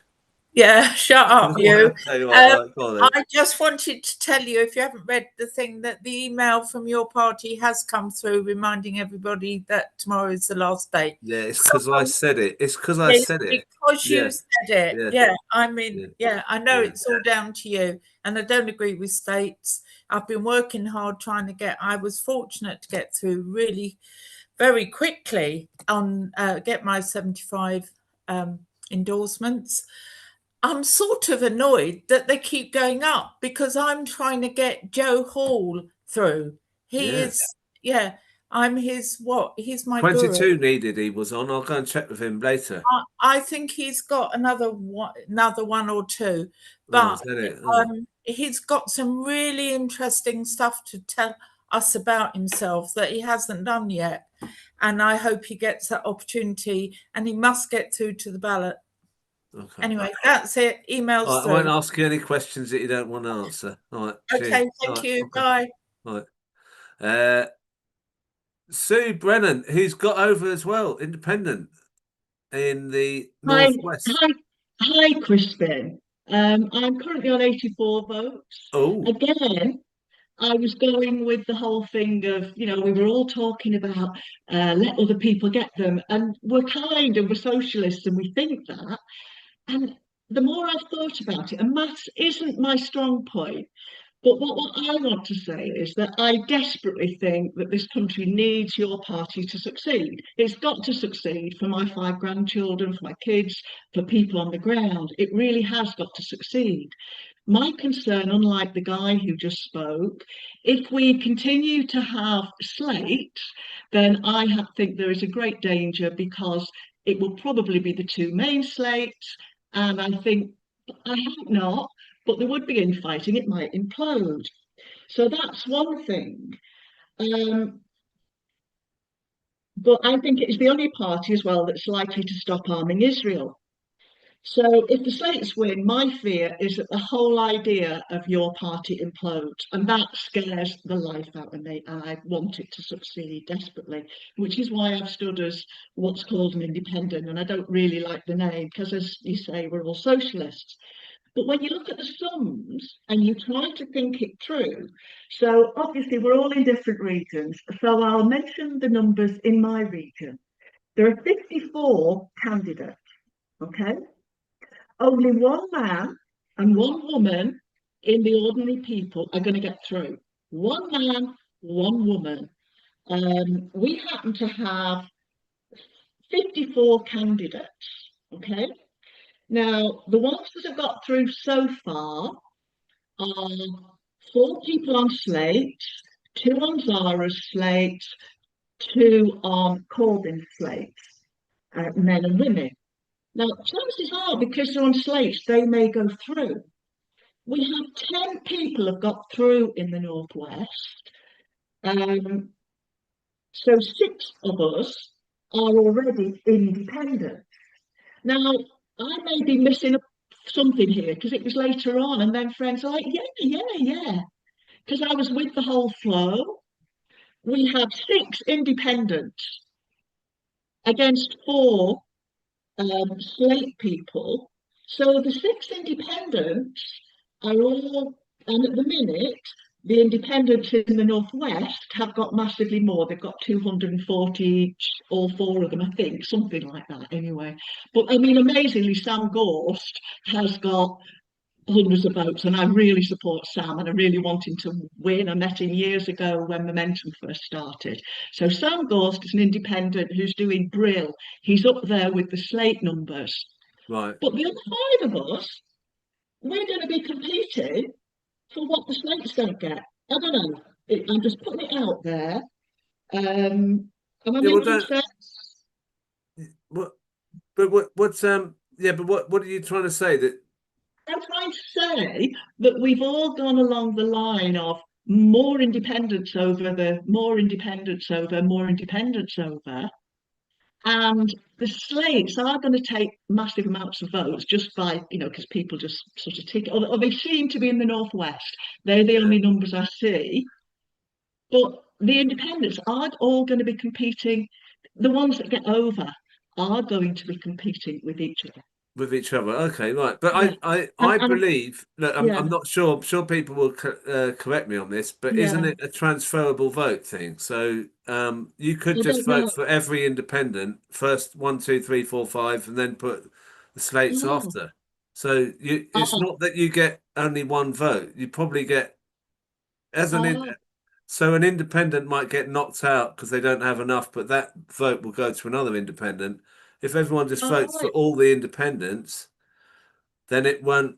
The top independent in that region will go through, I think. But anyway, someone can tell me if that's not the case. But I don't think it's just one vote. I don't think you just have one vote. I think you can do 1, 2, 3, 4, whatever it is. So there you go. I thought you got a vote for a man and a vote for a woman. No, I Or don't a vote think for it's 2 like that. women, not for you can't vote for 2 men. That was my No, understanding in the you can rules. have 2 women, yeah, but not 2 men. Yeah. All right. men. Right. Okay. So look, I'm going to move on to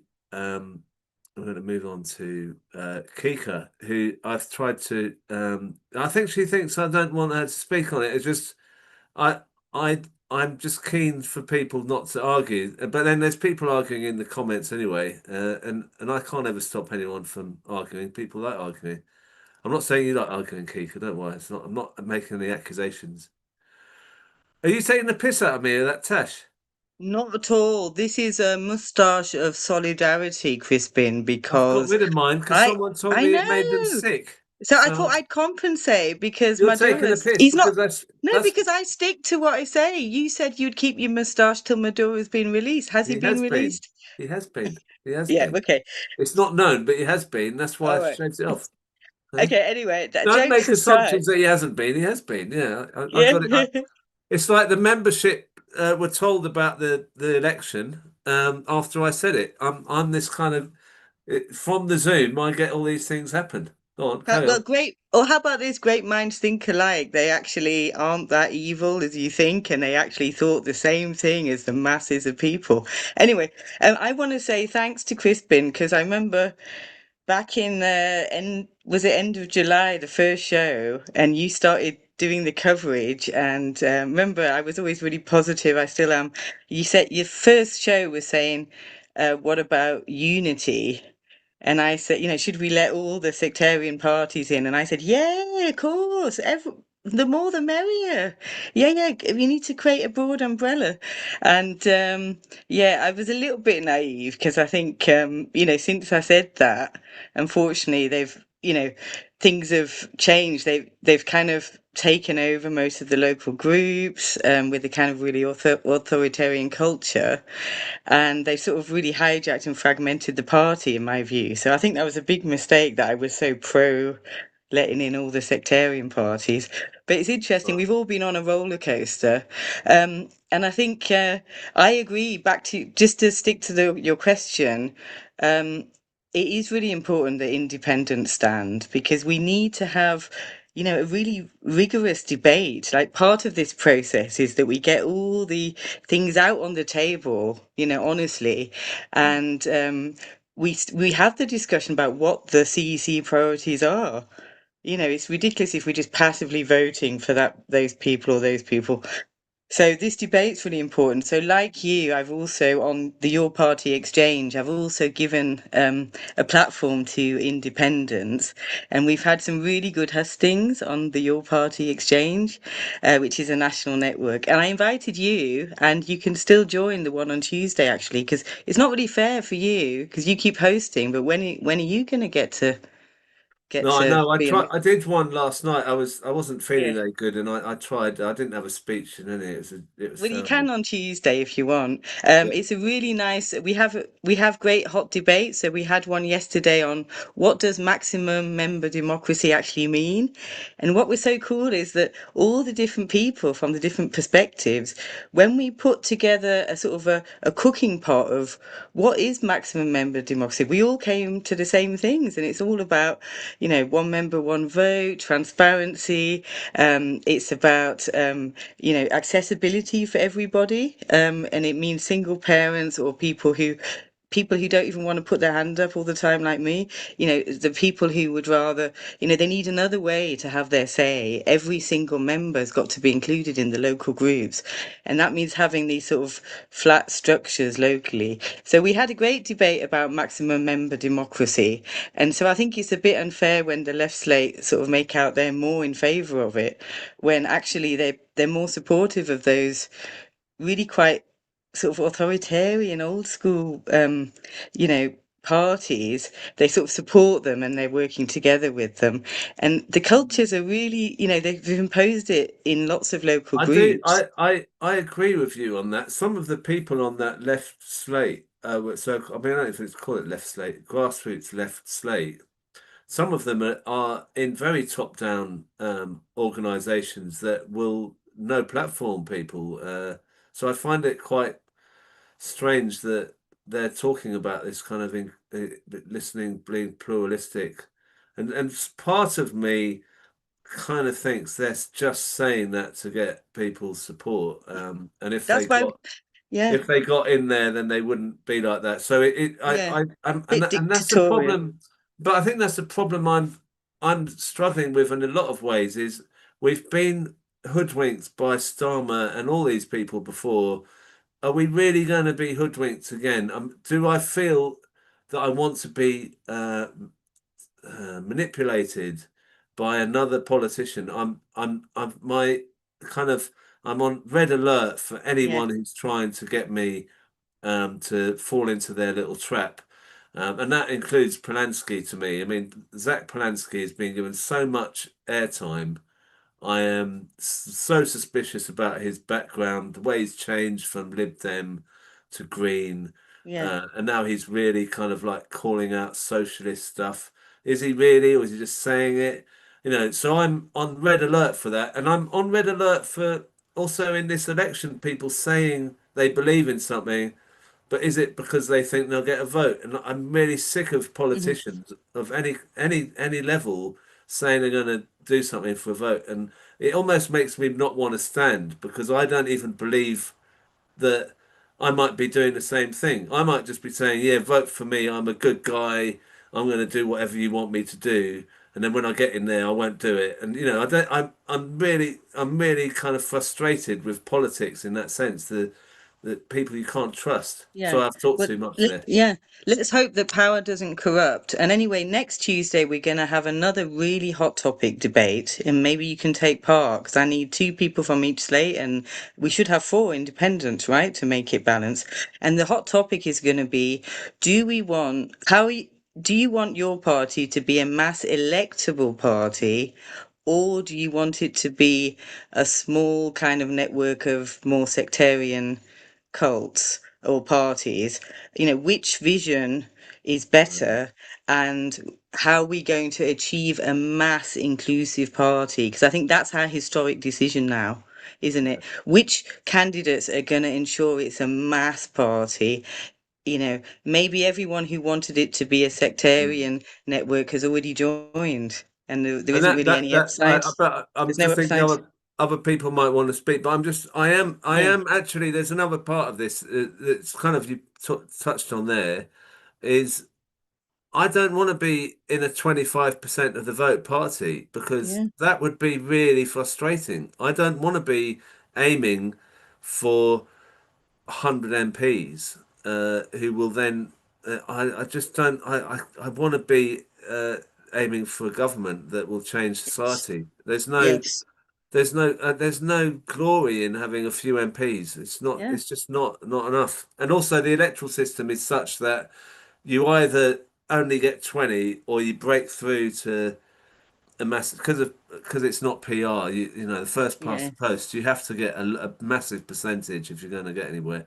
Anyway, And look, I it's better not. move It's on, yeah. because Cool. Thank there's a you. lot of candidates here. I'm going to start with some of the candidates who were on, and I want to know if they've got any more nominations and what they want to say. Alexandra in the Northeast. Thanks very much, Crispin.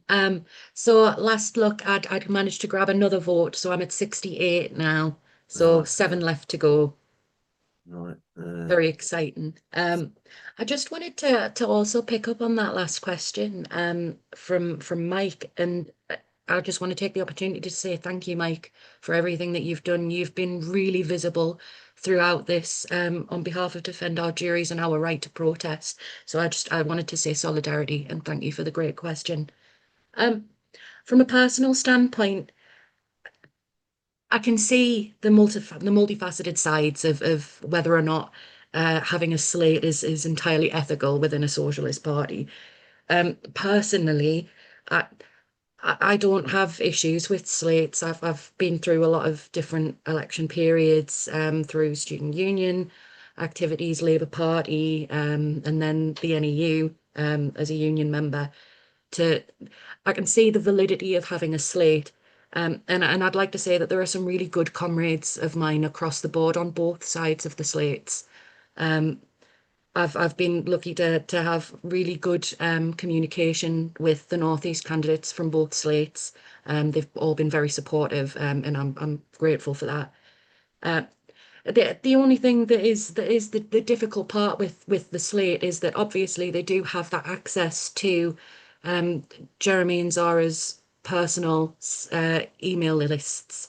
So of course it's not party membership that it's going out to, but it does go out as a blanket email to anyone signed up on that list, which does sway members.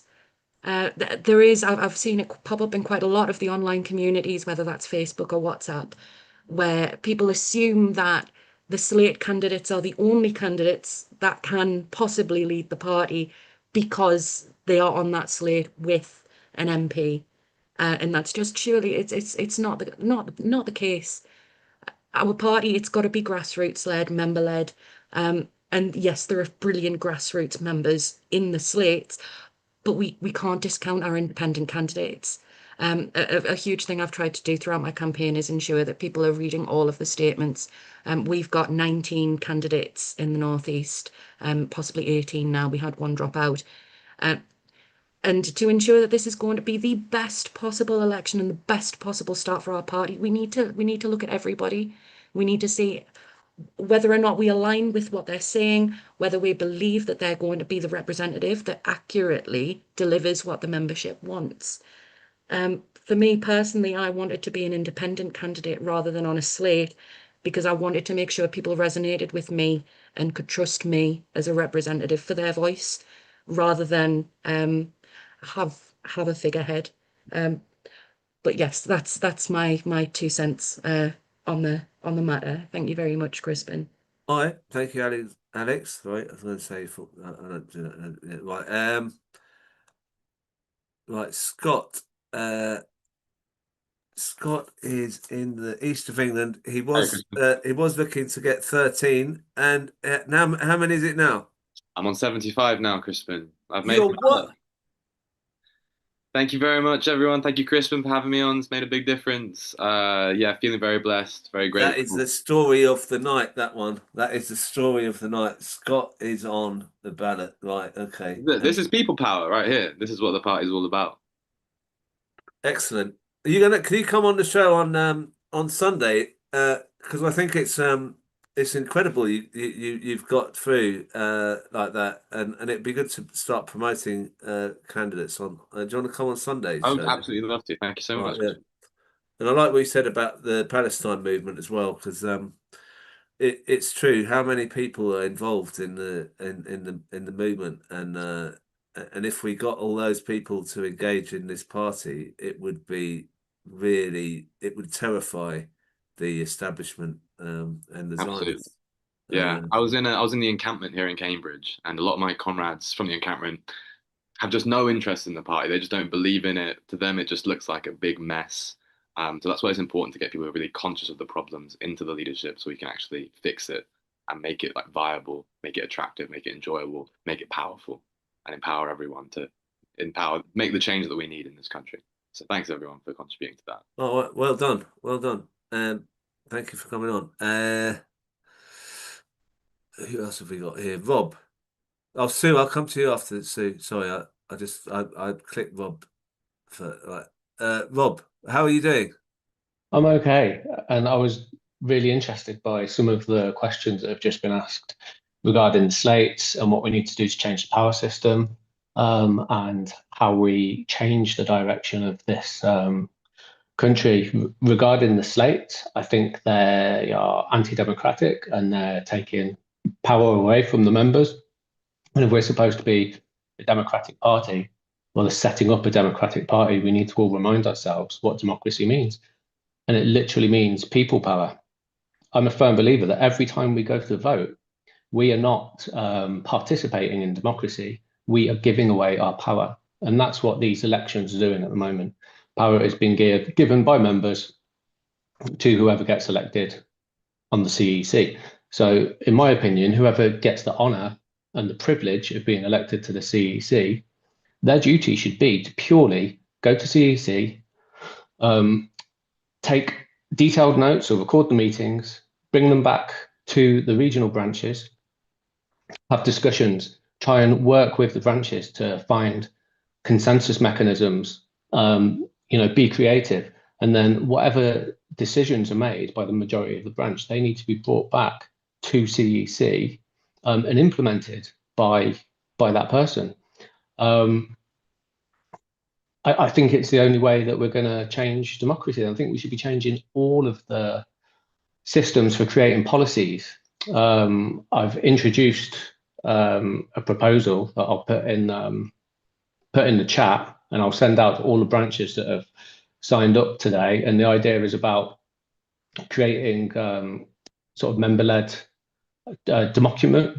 documents. So writing documents with your branches, it should be really easy. It's not like a petition. You basically, instead of writing a letter in sentence and paragraph form, you just write bullet points on the issues that matter to you. You record them, and then you can email them off to your party branches. I'll put them on a visible public ledger, so they can either be refined by the regional branches themselves, by humans, until it's narrowed down to a consensus for nationally, or it can be done by AI, or it could be done by both as an experiment. So we could potentially create policy from the very bottom and push it up and make it a reality. I hope other people are interested in those sorts of ideas. Because I think if we get centralised power systems, it doesn't matter, you know, whether you're a Tory, whether you're a socialist or Marxist. If you give people, a small group of people, that power, they're going to abuse it. They're going to either do it for greed or because they want to push their ideology to their wants in front of everybody else's. Yeah. So we need to decentralise power, and we're going to have to do it from the bottom. The thing is, for me, is this party has got to be able to withstand sabotage from people who want, like Starmer's an example. You know, he sabotaged the Labour Party from within, saying he was this and that, getting in power, then clearing out the NEC, the General Secretary. He's got all the machinery in his place. He can take out candidates he doesn't want. Not even one socialist candidate was a new MP. Do you know what I mean? Not one got through. We have to have a party that can stop that happening. So the structures have to be watertight. There can't be an opportunity for people to do it. Otherwise, it's a waste of time. We could be building something that can then be chucked away and undermined. Who's going to vote Labour again after Starmer? And that's because we let him. If you were in Labour, we let him get in there. There were people who should have made sure that the structures and constitution would not allow that, but he's just got in and done it. Anyway, look, thank you for your time. And what are you on now? Thank you. Oh, I don't know. I've not looked. I just want to share ideas. I'm not interested in getting power for myself. Right. Okay. Thanks, Rob. I'm going to move to Sue in Wales. Okay. Yeah, there I am unmuted. Yeah, you are. Yeah. Yeah, I wanted to talk about the fact that the actual vote is STV, and I think it was Deborah who did a bit of analysis I saw earlier on today that where things were standing, it was still going to be, if the vote went ahead with the sort of scores we've got at the moment, and all the people who'd endorsed independence put other independents at the top of their list, it was still going to end up with mostly the slates. But I do think there's been a big surge in votes, and especially for independents. It does feel like over the last day there's been quite a more people voting again. So that's a positive. I'm optimistic that when we get the voting papers and there's less people on the ballot, people will be more inclined to read through them all, because if they've only got sort of 6 to 10 statements to read through, then they're more likely to than if they've got 70, and there'll be less. Well, the only one I've heard of is the one on the slate. Right. So how many? So can I just start? How many roughly do you think there would be on the ballot paper? I mean, we've got a few more tonight. Would you say there's a dozen? It'd be down to a dozen on each one? It's different in each area. I mean, I know in Wales we've got 4 on the ballot paper now. The next one down, when I looked earlier this evening, was only on 19, so they've got quite a. Oh, right. So it could be 4 for one position. Yeah. Right. And I think looking at, I've not looked since yesterday evening, but for a lot of the other areas, there were maybe the slates and maybe 2 or 3 independents at that stage. But I do think, we even during this meeting, we've seen people who've made the 75 votes. So it is going up. Yeah. Yeah, and also the slates have stopped saying give us more and more votes now, and have even gone to the extent of saying endorse somebody else, some of them. And I just think they've actually read the room and seen that they were not popular for doing that, because it is an anti-democratic move. Well, I think. Well, look. Can I just say something? Because I think we've got a plan. What are we going to be doing in this election? What are the independents going to be doing? Because I don't think saying we're independent, therefore we're going to keep the party together, will be enough. there's got to be some focus that we've got on the party that will set people's imagination going. Get people to think a bit more about how they're voting. It needs something extra to get the attention, because I can imagine Jeremy Corbyn's and Zara Sultana's emails going out every few days, and they'll be picking up votes all the time. So we have to think of something that's really in your face, that's going to make people think. I, as I said at the beginning, I don't want to be on a slate of independents. It sort of defeats the object, and it's hypocritical. Well, maybe, you know? I just mean personally. Maybe you personally have to think of. We all personally, whoever's standing, we have to think of a particular one thing or something that's strong that will make people see. Oh, that's worth my vote. Because if you're trying to cover all bases, and those statements are often covering everything, then they all sound the same. They do start sounding the same. It's got to be something much more like in your face, as I say, kind of thing. Because it will be really tricky with their emails. When they send the emails out, they'll be getting dozens and dozens of votes. I mean, I think what we do need, and we can work together on, is more publicity for independents. And so Martin Dean's done his website, and there's also somebody called Lee Batt who's done one, and I can't remember the name of the website, but that's got quite a few independent candidates on. So if we can be pushing those, and I'll be saying this is me, and go to Martin's website and go to Lee's website to see more independents. You know, I might disagree with the independents on everything, but I want them to be seen. I think people have got to be doing a bit of those personal stories as well, because this is the other thing actually. Sorry, there's other people waiting to talk, but if you do a story of yourself, it's much stronger than a slate. A slate, they're all a bit the same, aren't they? They've got a lack of colour to them. If people actually put some colour into their descriptions of who they are, do video, that might make a difference. The slates have their slogans, don't they?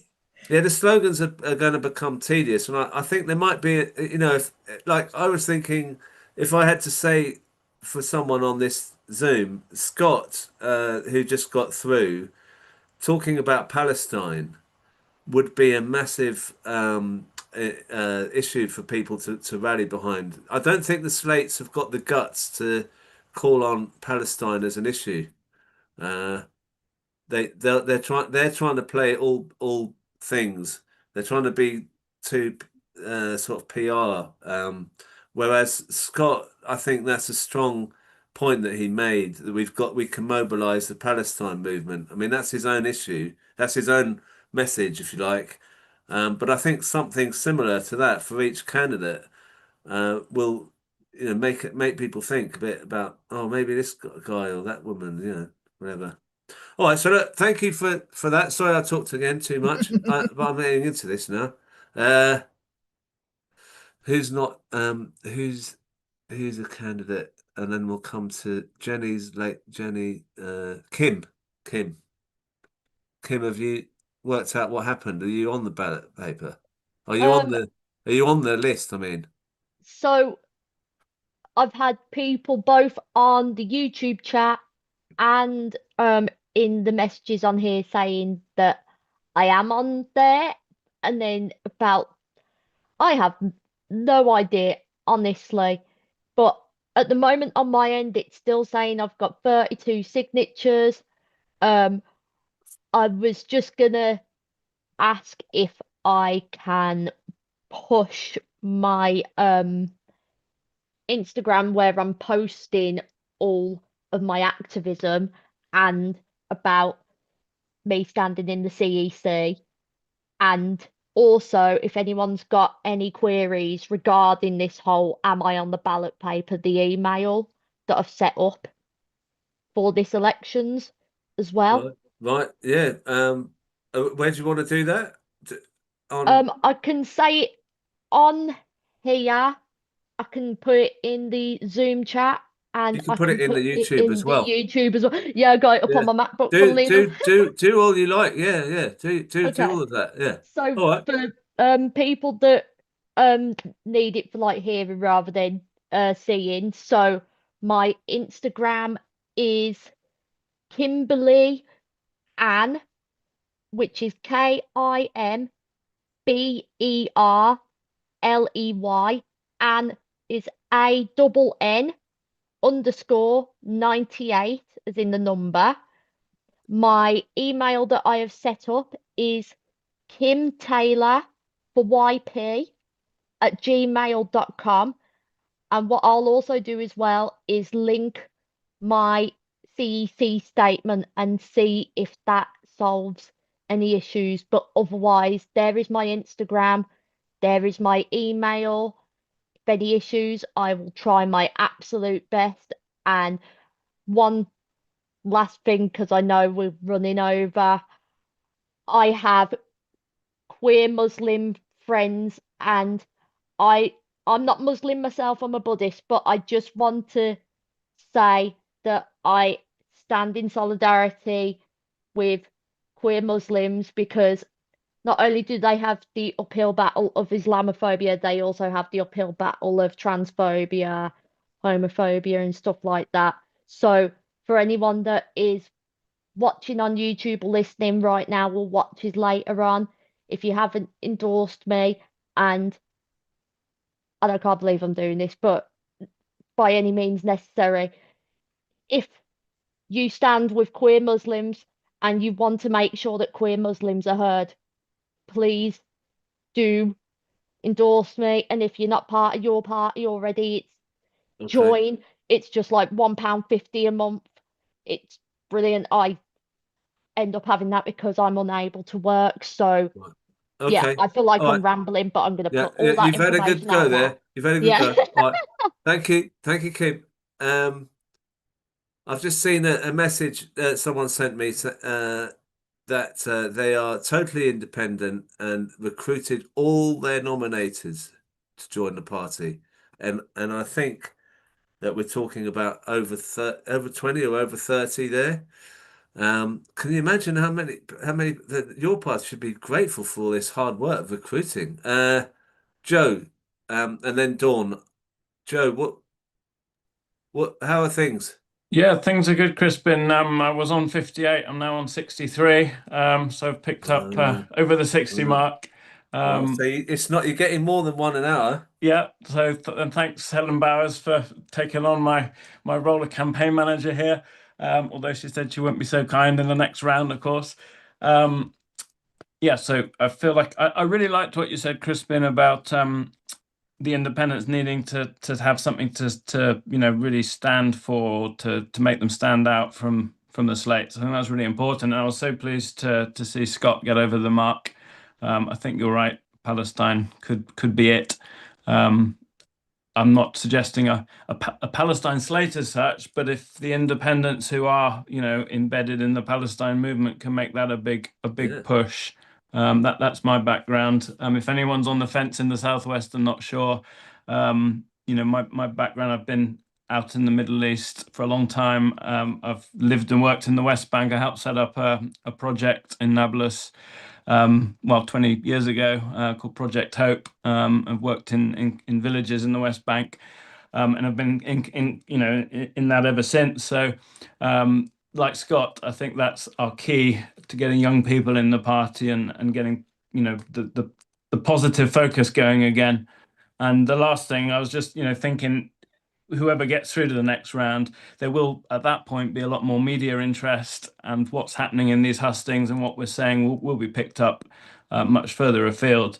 And at that point, I think it's really important that we don't continue to focus on our internal squabbles and disputes, and we make the positive case for socialism and change and social justice and Palestine at that point. I think you're right, but again, I see social media is so biased in favour It of is. the Zionists. The Zionists are just winning it, and if anyone is a Palestine mentions Palestine, and they'll go through all their stuff and try and make some crap about it. So I just don't think we should worry too much about what the other side do, because you just won't sleep. Yeah. I don't sleep that much anyway, but if I'm worried about all their things they're going to do, then it's just no chance of having a peaceful life. Anyway, look, thank you. Let me know if you get through, because if you get through, I want you to come on the show on Sunday. Will do. Thanks, All right. Crispin. Cheers. Thanks, everyone. And let me go to Dawn.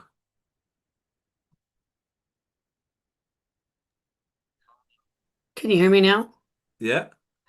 Great. Everybody, it's all this seems to be about a numbers thing. Obviously, everybody seems to be looking at each other's numbers. I can't actually access my numbers while I'm on here, so I just wondered if somebody could please look at my numbers for me. Like I say, as of last night, I was on 17. I'm not going to make it, but yeah, I like to say a little bit of something about some of the things I'd like to do if I'm not on the CEC, because that's obviously that's going to be a very much reality, and it just kind of frees me up to do things. I really think that there needs to be where there needs to be things that are overlooked. I mean, it's very much a personal thing, but I've been enthralled in the last 10 years in a ongoing court battle of surrounding my son who has complex special needs. And us as a family, fighting for my autonomy, fighting for our human rights, as a family with, different, additional needs. So I just really, obviously, I'm not going to get on the CEC, but I think that what I would like to do is set up either a focus group, a task group, or a focus group or something like that, to really look at challenging what local authorities, the all-encompassing power that they have over people, particularly marginalized peoples, marginalized communities, people that inherently don't have a voice. I mean, I'm educated. I've been to university. I'm a qualified journalist. I mean, I know the Human Rights Act pretty damn well. And I've stood up to them and fought, tirelessly for the last 10 years. And the fight is ongoing. The fight is ongoing. I mean, it's not even over yet. Everything I try to do to improve my son's quality of life, they actually have sabotaged. I mean, I don't want to get too much in my personal situation, but I do think that there's a huge, there's a big gulf of, I mean, this doesn't even come into all the noise that's going on, i.e. Palestine, the right wing, the local media, I mean, the mainstream media, it just doesn't come into the noise because it's so kind of in the background. It's so kind of like a part of the woodwork, the way people with additional needs, families get treated, and the way that they think that, you're a target, so they can just, local authorities can just play ping pong with your life. And I know, as of back in like 2011, 12, when I was a student journalist, or so I know that not that far back, but I did case studies about another guy that had the similar sort of issues as I did with his son. He was autistic and everything. The way the local authority treated it, and his was a landmark case, and it's very much a good case study. But it was only like one out of, I mean, there was so many out there that I just think that, these kind of issues that happen to, people, they're marginalized, people that are disenfranchised, that inherently don't have a voice, and, are treated like, they're stupid, and, single moms, everything, that are afraid and intimidated by the system. I really think that, if I'm not on the CEC, which is obviously probably not going to be, is going to be the case, I like to try and do something to kind of turn all this anger that I've got, and that I know lots and lots of other people have got. I've talked to lots of people that are just too pushed back by the system, that got, that they could turn this anger into something positive. Okay. So All right. That's Well, you're welcome to talk about this another time. Yeah. Yeah. So I don't know what your figures are, but I'm sure someone will check southwest if someone can do it. Oh, and Jenny's got the fix. She's putting her hands up. All right. So thank you, Dawn. I'll find out for you now, and speak to you soon. Cheers. Okay, let me know. Thank you. Thank you. I'll put Jenny on. Jenny, what's Dawn got? Oh, you're not in the southwest. Oh, you've got someone Oh, else. I'm not, but I've been reading the chat. So Helen found out she's got 18 currently. 18. Yeah. Okay. So Oh, that's I think she should be pleased with that because many people haven't even got into double figures. So well done. And Yeah. if I got into the CEC, I'd definitely be interested in talking to Dawn about issues regarding accessibility, inclusivity, special needs, and all the rest of it. We need a much higher profile on that. So what are you on now, Jenny? I've just got down a quick check. I'm now 55. Oh, right. So I it's see. 6 or 7 since I've been here. Right. So you need 20. You could get that. Yes. Yeah. And it is single transferable vote, isn't it? Yes, I want to talk about that. Right. Yeah. And you It can is do it single as many transferable votes as you vote. like. You can do as Yeah. many as you like. Right. Okay. Yeah, Yeah. I was just wondering on that. My query would be, as I can't answer at the moment, is it going to be a single poll with everybody on it? So if you've got 20 candidates, you've got a number from 1 to 10, or are we going to have a women's poll and a men's poll? That is something I don't know at the moment, and I don't know. I don't think it would work like that because there's somewhere. No, because there's somewhere you'd have 2 women. Well, I can't see how the men. You can. Oh, the rule is at least one should be a woman. Doesn't Yes, say but you can have 2. But if you can have 2 women, then there'd be no point in having a men's one. Well, it just means what that can I say? the man who. What can I say? Don't forget there's non-binary people as well. Oh, I don't know. Yeah, I don't know. I I mean, know. So all I I've. don't quite know how they're going to work that. But it is definitely a single transferable vote. Right. Can I have a quick word about the slate issue? Yeah, yeah. I think most of us don't disagree with slates of people having a position. We disagree, us independents, with them having such a massive reach compared to the rest of us. We haven't even got access to our branches. I know they can't just release the data to everyone, but they could have perhaps thought of a way of enabling us to reach out to people anonymously. Well, their end anonymously. Obviously, they want to know who we are. So I think that's why we're cross about it. And the fact that we were told it's going to be grassroots, oh, great, everybody can put themselves forward. That's going to be really exciting. Suddenly, this 2 massive monoliths put themselves up, and the rest of us are going, oh my God, they've already got all the votes they need, and we haven't even got off the ground yet. Yeah. So maybe in the future we might need slates when we've got different viewpoints that want to come up. But I think starting now, I think we should have had just a level playing field and trusted us. You know, some of us are grassroots leftish, and some of us are the many-ish, and some of us are a bit of both. So I don't know what we are. I don't see the differences. I don't really see it. I can't see it. It's not like there's Starmerites in there. No, exactly. Blairites, or there's not even Andy Burnhamites in going on here. I mean, it's like I can't. I'm trying to think of the most sort of right-wing person in your party that I've met. I can't really think of any. No. But all right, thank you, Jenny. I'm sort of getting a bit tired out now, but I've got to move on to. I'll move on to. Let me see, Joseph, Michael, and Dr. Kadira finished, so you can get the last say. Dr. Kadira, it means you get more attention. Yeah. All right, Joseph. What I want to know, Joseph, is do you know all the candidates in your area? Can you hear me, Crispin? Yeah. Thank you for the question, and I still want to support you with the question, why slate? And yes, I know every candidate in my region, and I've announced that there are 46 for endorsement, but I've been told otherwise tonight, and I thank the information I've received here tonight, so that I've got until midnight tomorrow to make any necessary adjustments. And that answers your question. why slate? Re the previous statement from Dawn. For me, it's a simple statement, and forgive me if it's simple. You're representing tonight, Crispin, 9 regions.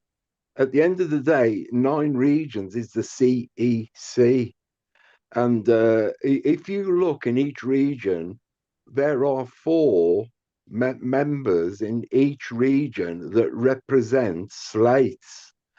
Therefore, even if you took 2 of those away and there were only 2 in one region that represent a slate, it's easy mathematics. 9 regions, 2 9s are 18.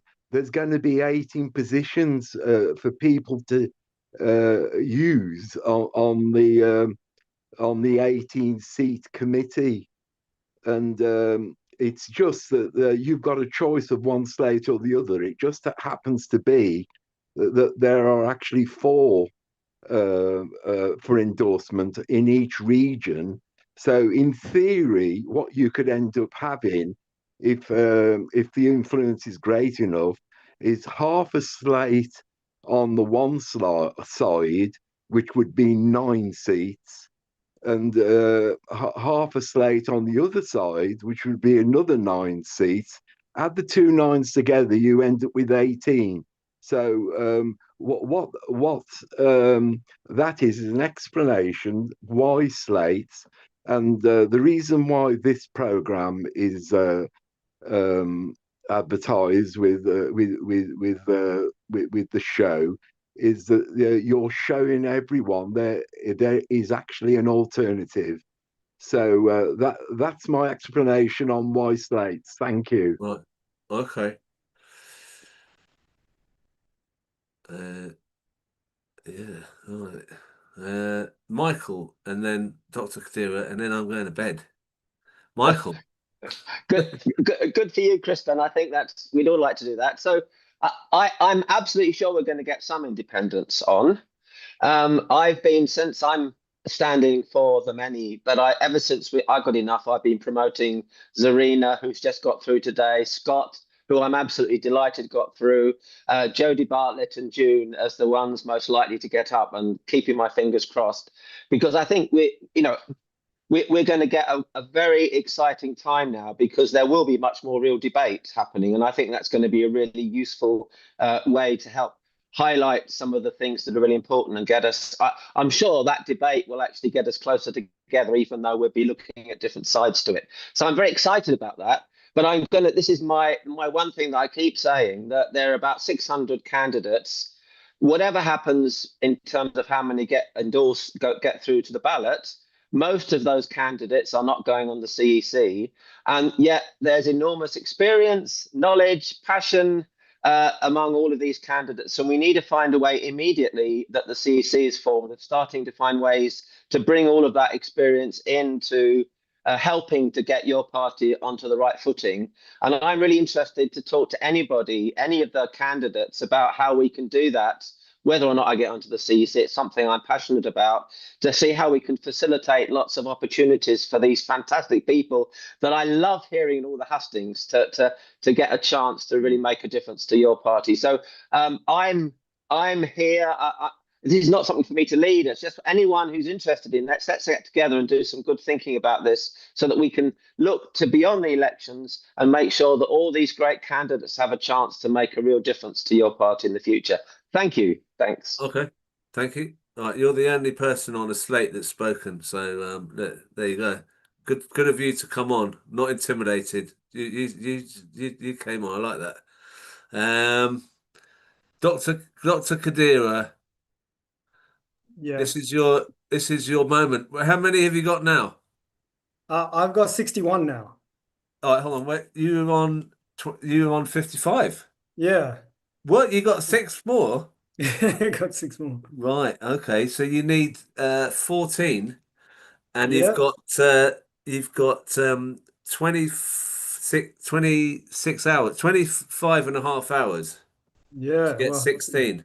one an hour. But So do you know what someone said on the chat there is they got people to join, and that's how they got their nominations. Now, what do you think about that as a way round the lack of membership data? Yeah, I mean, I think if we had a few weeks, that would be definitely more feasible. But I think in the last day, it's just really tough. Yeah, especially for the independents. And I mean, I actually wanted, that's why I wanted to talk about the slates and why it's unhelpful for the party. You know, I think there's two reasons I'd say that. One is, like you said, the ideological differences inside the party are like between here and here, whilst the entire rest of the political establishment is like here. So I think we need to, you know, focus on, yeah, there's enemies outside. And secondly, the diversity. You know, we're all standing because we believe we can contribute something. You know, my background as a diplomat, as a geopolitics expert, I've worked in post-war Sri Lanka. My friend Arif in the Northwest, he's a teacher. He's really in touch with the deprivation that's happening. The conference voted for a collective leadership for that diversity, and also, like, I've worked with MPs, I've advised MPs, and we don't want to get railroaded by MPs. Whereas if you have a faction that is led by a figurehead MP, they're just going to do what the MP tells them. And the whole point of the collective leadership is you have a group that is independent of Parliament, independent of the MPs, and that puts forth conference's will. So yeah, I think slates are a bad idea in a party like this, which has such ideological unity generally. I can understand having a slate again in Labour when there's Starmer and all that, and we're trying to fight him, but I can't see much between anyone really. It's not enough, and it's just strange to think that kind of thing's already started. The party hasn't even really started, and there's already a thing. It's bonkers. Anyway, thank you. Good luck. You need 14. All right. So there's someone I'm interested in. I want to know, because let me see who was close. Joe 12, Scott, Andy, and Alexandra. Is Andy gone? Andy's gone, is he? Andy's gone. Oh, well, we'll find out more about that. But hold on. Piers. Has Piers gone over the 75? Let's find out. Are you there, Piers? Or are you just on the Zoom? Are you there, Piers? There we are. Can you hear me? Yeah. Now, are you on the 75 yet, Piers? I got to 76. 70 what? 76. I'm there. You're on there, right? See? Yes. See how? So you're a demigod now, Crispin. You're a demigod. Thank you. I'm a demigod. Yeah, that's all I wanted to hear. Right, I'm a demigod. I don't know if let me just write that down. Right, I'm a demigod. No. So you got 76, right? So it's all worked. So we've had two people on the show who've got. Have we had two or have we had two or three? I can't remember. We've had two or three who've got over the line. Yes. So what are you going to do now? You know, Piers, you know that you're going to get a lot of attention now for being over the line. And you know, do you think being alive? Yes. Do you think? I identify as 28, by the way, in case anyone asks my age. And I used to be my. I used to be my brother's. The media is going to go to town with you, Piers. The media is going to go to town about Corbyn. Well, of course. Going to be I'll have to cut my hair a bit. How about that? You're going to do haircut? Oh, okay. All right. Well, this is a breaking news. This is breaking news. This will be on the all over the place. It'll say Piers Corbyn could be the leader of your party, because effectively that's what it is. Well, isn't it? no, that's ridiculous. I'm just standing to be a London representative. If I get on, that'll be fantastic. You know what I stand for. We've got to make the party work. Effectively build the branches and have proper discussions about policies, you know.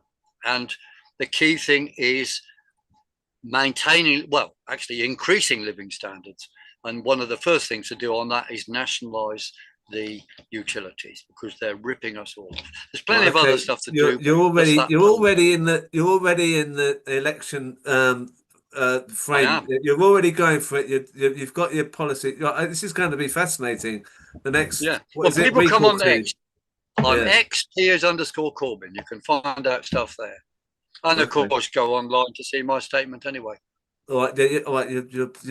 I just wanted to know if you got over the 75, and you have. Well done, and we'll catch well up with done you. to you. Catch up with you on the hustings then. The next one. This is getting exciting. There's these people that I didn't know about who've got onto the ballot paper, and then Piers Corbyn during the show, helped by the show, obviously he said I'm a demigod. He's got on the ballot paper, and that'll be all over the horrible rags of the or whatever the right wing Zionist stuff. They'll all be all over it, and it's going to be really fun. It's going to be so fun. Right, okay, so I'm going to play Rob Johnson's song to end. It's a mournful but positive song about we will grow again. I like it because we've had a bit of a bad time of it, but like the olive trees in Palestine, we will grow again, and that's what this song's all about.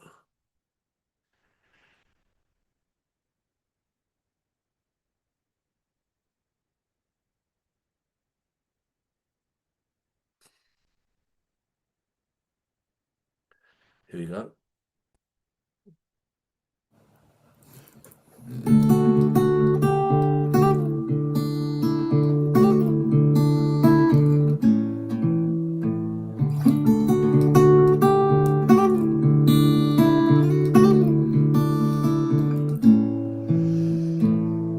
Empires, walls and checkpoints cast long shadows on the land. But a child skips down the street, empty basket in their hand. Trees speaking a language every child can understand. We will grow again. We will grow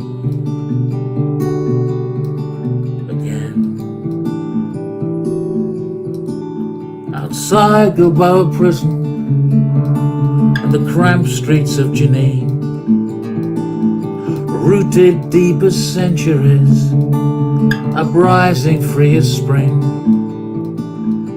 Hand in hand the olive trees go dancing with the wind. We will grow again. We will grow.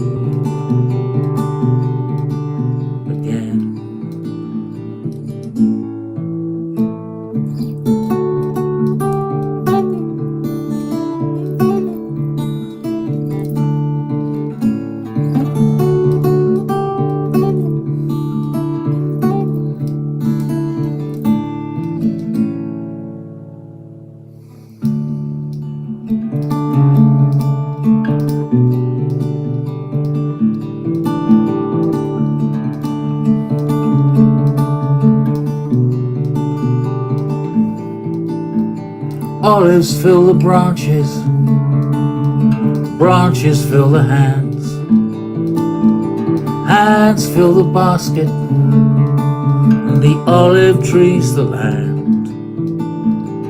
Empires, walls and checkpoints vanish into sand. We will grow again.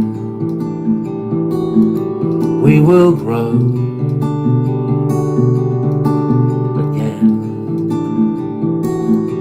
We will grow again. We will